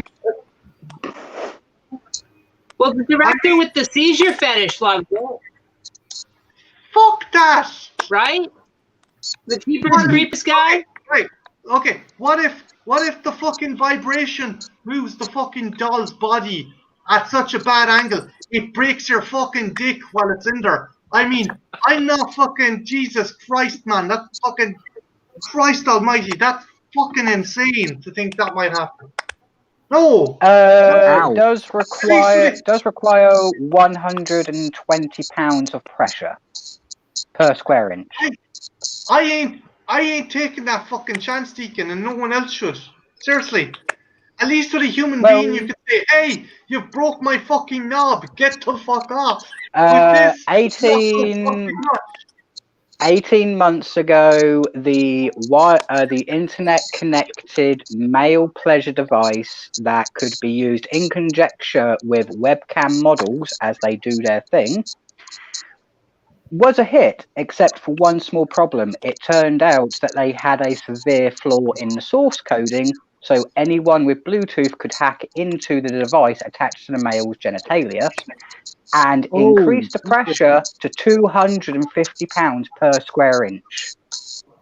Can you imagine a bunch of angry feminists, angry hyper-feminists hacking that and breaking every lad's fucking Johnson from here to fucking Bangkok, man? That'd be fucking a nightmare. It's like the company got sued for it because it was classed as a security risk. To the doctor's office with that complaint. Hello, doctor. Can you help me? I broke my penis. I think this dovetails terrifically with our discussion on the dark web earlier. Just don't go on there. And definitely don't have your male genitalia sex cuff on when you're surfing the dark web. You can buy that from legitimate sites.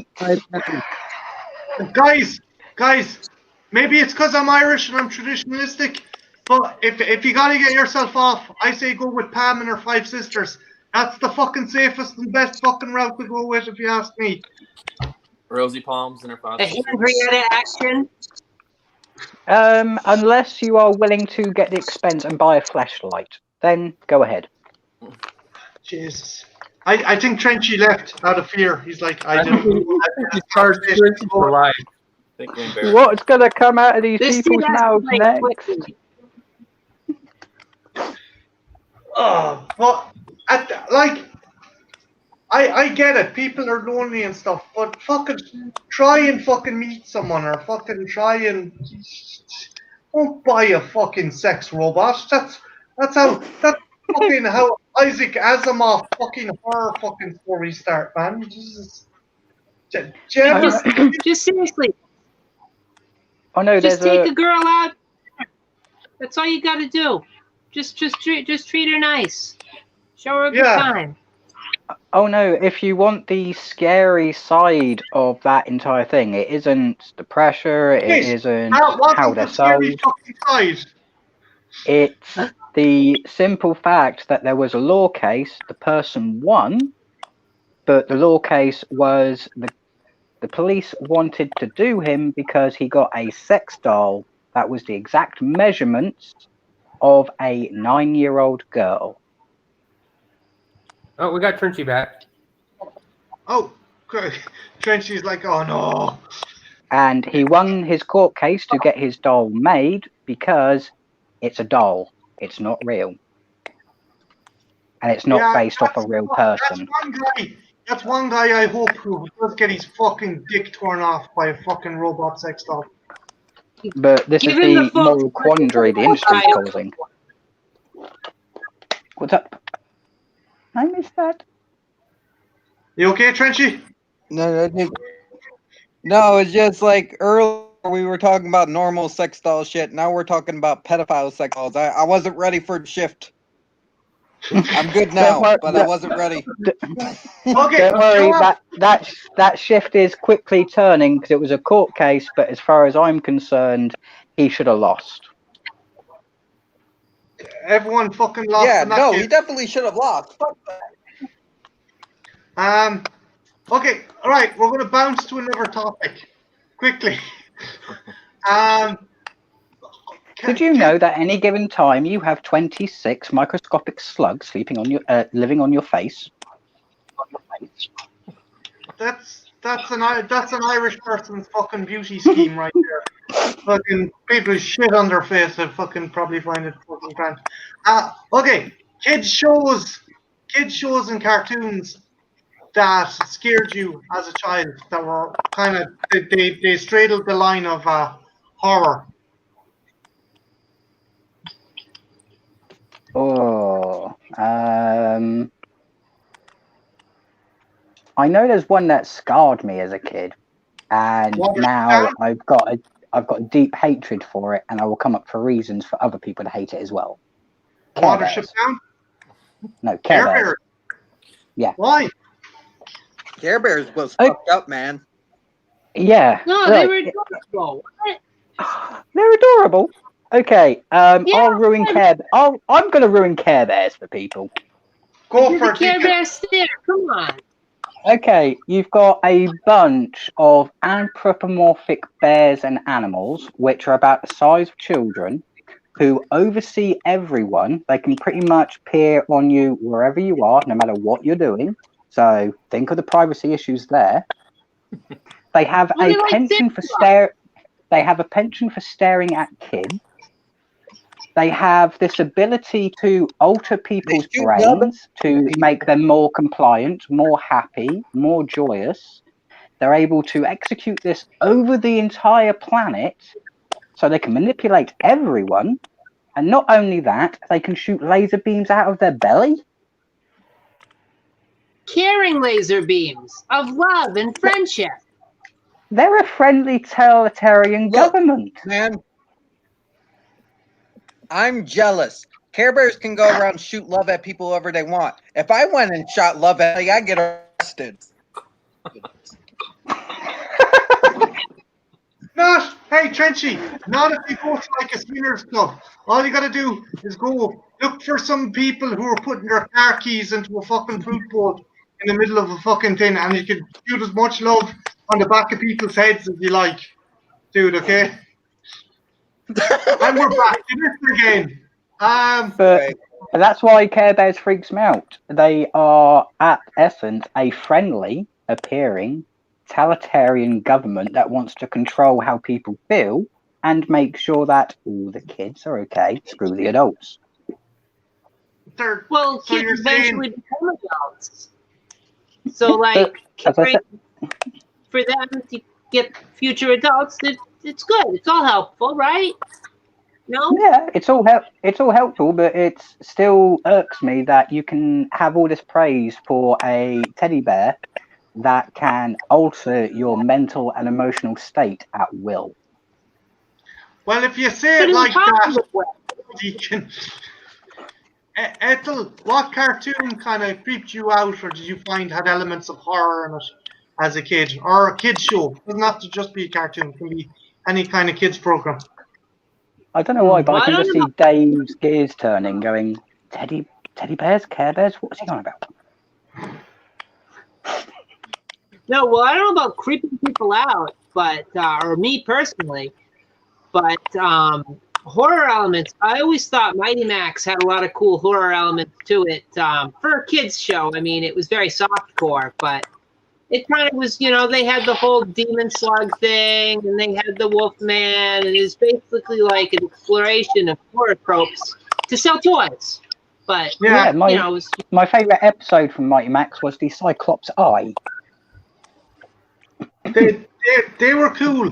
The cartoons were cool, but then the bad guys and the locations never looked anything like the fucking play sets you got. No, I mean, it was just to sell the toys. So, I mean, it is what it is, but it was fun because, you get all these different horror elements in a kid's show, which, wasn't super common at the time. Trenchy, a cartoon or kid show that kind of had a cool horror element or creeped you out, or it was kind of weird. I got two. These lean more towards horror, so I don't know if these count, but Courage the Cowardly Dog and R.L. Stein's The Haunting Hour. I love those shows. Courage the Cowardly Dog. was Both were pretty creepy fucking- as shit. David, Yeah, what about dude, you? that episode with Ramsey. Or the weird fetus joke. They went into kind of weird CG and there was a fetus in the back room or something like that. That was fucking creepy. Yeah. David, any kind of creepy cartoons or kids shows or things that freaked you out as a kid? Or I don't remember any cartoons, but the Dark Crystal was always kind of weird. Oh yeah, have you watched Age of Resistance? Actually, Yep. No, I haven't. Check it out. It's fucking awesome, man.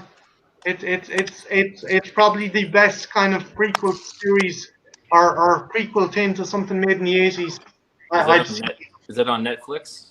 Yeah, it's on Netflix. The whole thing is up on Netflix. Okay. Yeah, no. You know the bit where they're draining the podlings of their essence? It always reminded me of a fucking Tool music video. Fucking thing melting. Mark, what about yourself, dude?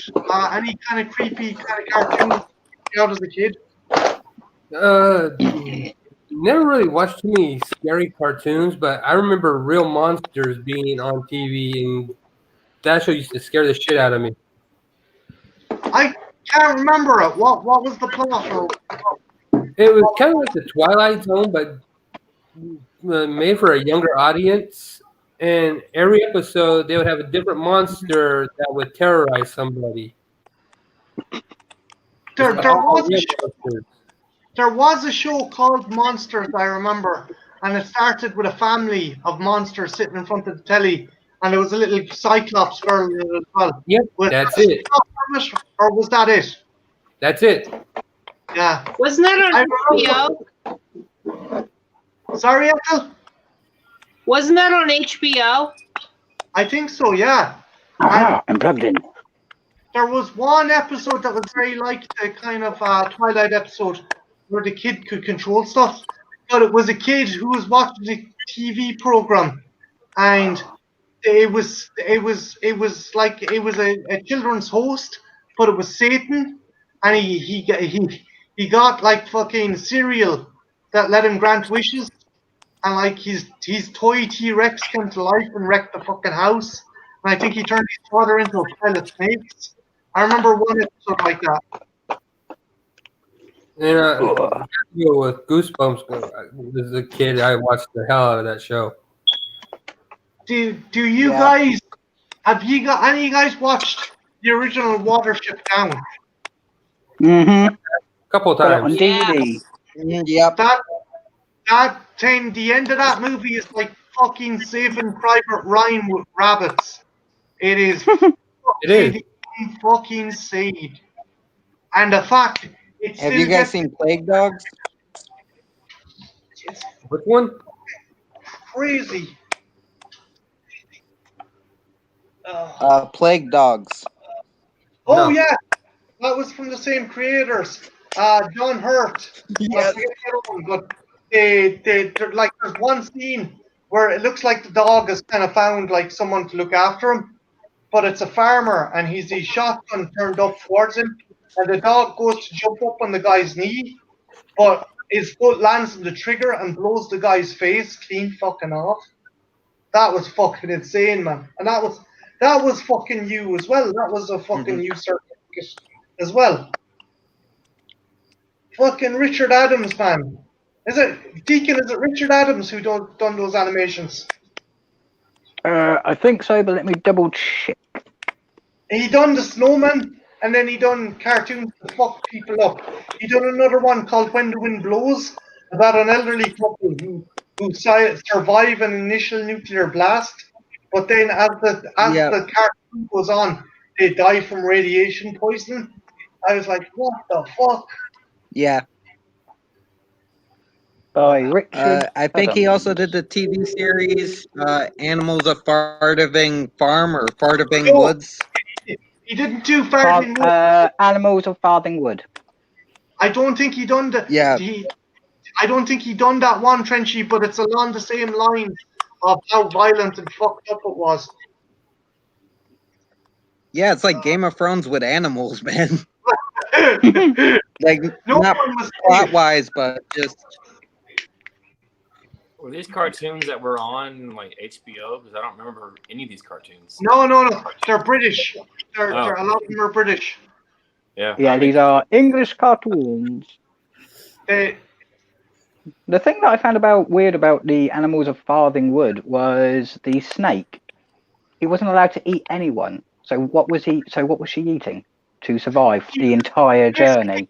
Deacon, the thing was, she was eating mice that weren't part of the Farthing Wood group. That was the thing. Oh, that makes sense. Good. Herself and Kestrel and Owl would eat some fucking random mouse. And then there was a problem because Owl went hunting. I don't know if it was Owl or Kestrel, but she ended up eating one of the members of the group. And she ended up getting exiled for a while. I remember that. Yeah, the council with the fox and the badger. Yeah, it was an interesting fucking cartoon, and it was kind of a way for kids learning about life and death with animals and shit. It was very much like Watership Down. Just less bloody. Yeah. I remember Sharp Tooth used to scare the shit out of me as a kid. Land Before Time was the first movie I ever saw. I think I was 5 when I saw it, 4 or 5. Any guys? Actually, what was the first movie you saw in the cinema, and what age were you?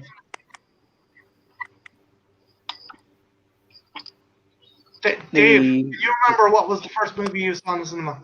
Gremlins. What age were you? I think I was maybe 6 or 7. And did it scare you at the time, or were you okay? No, I was okay with it. Mark, what about you? First movie I saw in the theaters was Hellbound, Hellraiser 2. What age were you? 15. Okay. And like, were you on your own, or did you take a chick with you, or? I was on my own. Okay. Ethel, first movie you saw in the cinema. What age were you, and what was it? That's difficult to remember. I think my earliest cinema memory was either seeing the Santa Claus, the movie, or seeing Little Mermaid.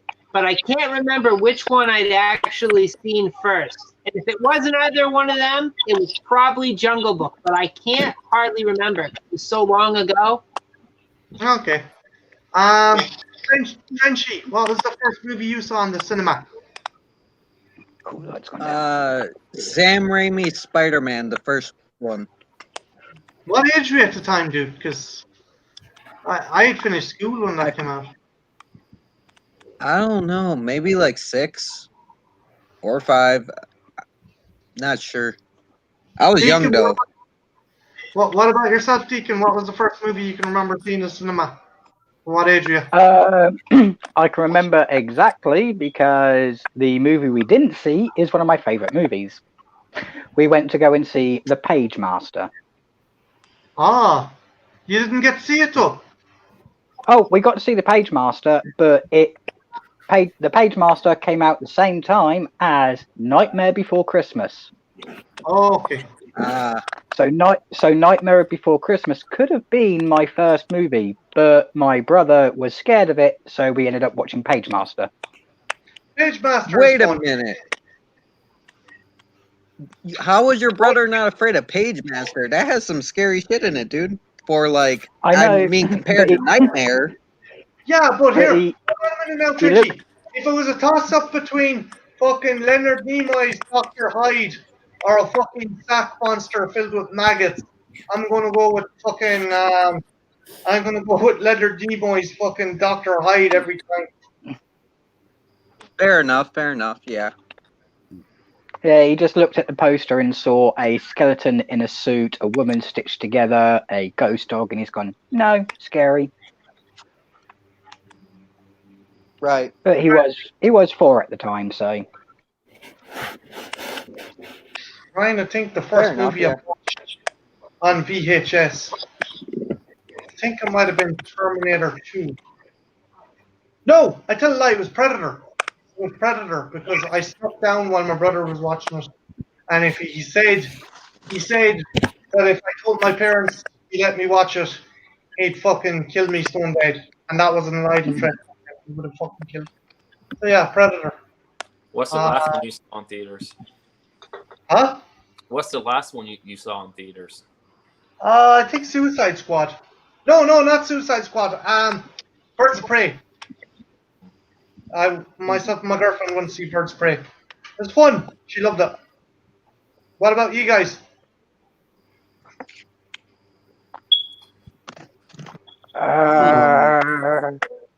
It's been a Last while. movie I saw, Carnival of Souls, was in theaters. Riff Tracks had this Phantoms event, and I saw Carnival of Souls on that. And that was pretty good. I think for me it might have been It Chapter 2. Captain Marvel. Brie Larson. Fast and Yeah. Furious 6, I believe. Fast and How many of those movies have they made so far? 8. Yeah. John Cena's Then you supposed have to be Hobbs in and 9. Shaw, and then there's another one coming. Oh God, please just stop driving into things, driving fast. They need to combine Fast and Furious with Transformers and just get it over with. I'm with Ethel, but one thing has to happen, right? The Transformers accidentally transform while the people are still in the vehicles and turn them into paste. I want to see Vin Diesel. I just want him turned into some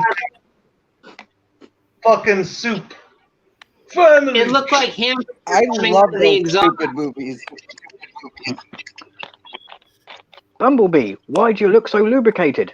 I have a bit of Van Diesel.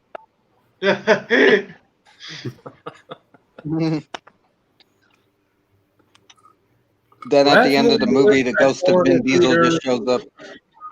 Was The ghost of Vin Diesel possesses Bumblebee's voice box. What was the It's movie, about Mark? family. That's what I saw at the theaters was In Game. Ah, that was a good movie. That's a good one.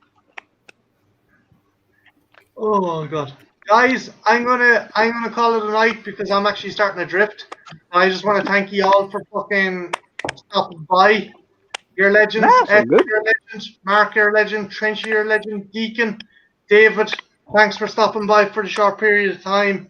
Antro, Always a fun and a pleasure.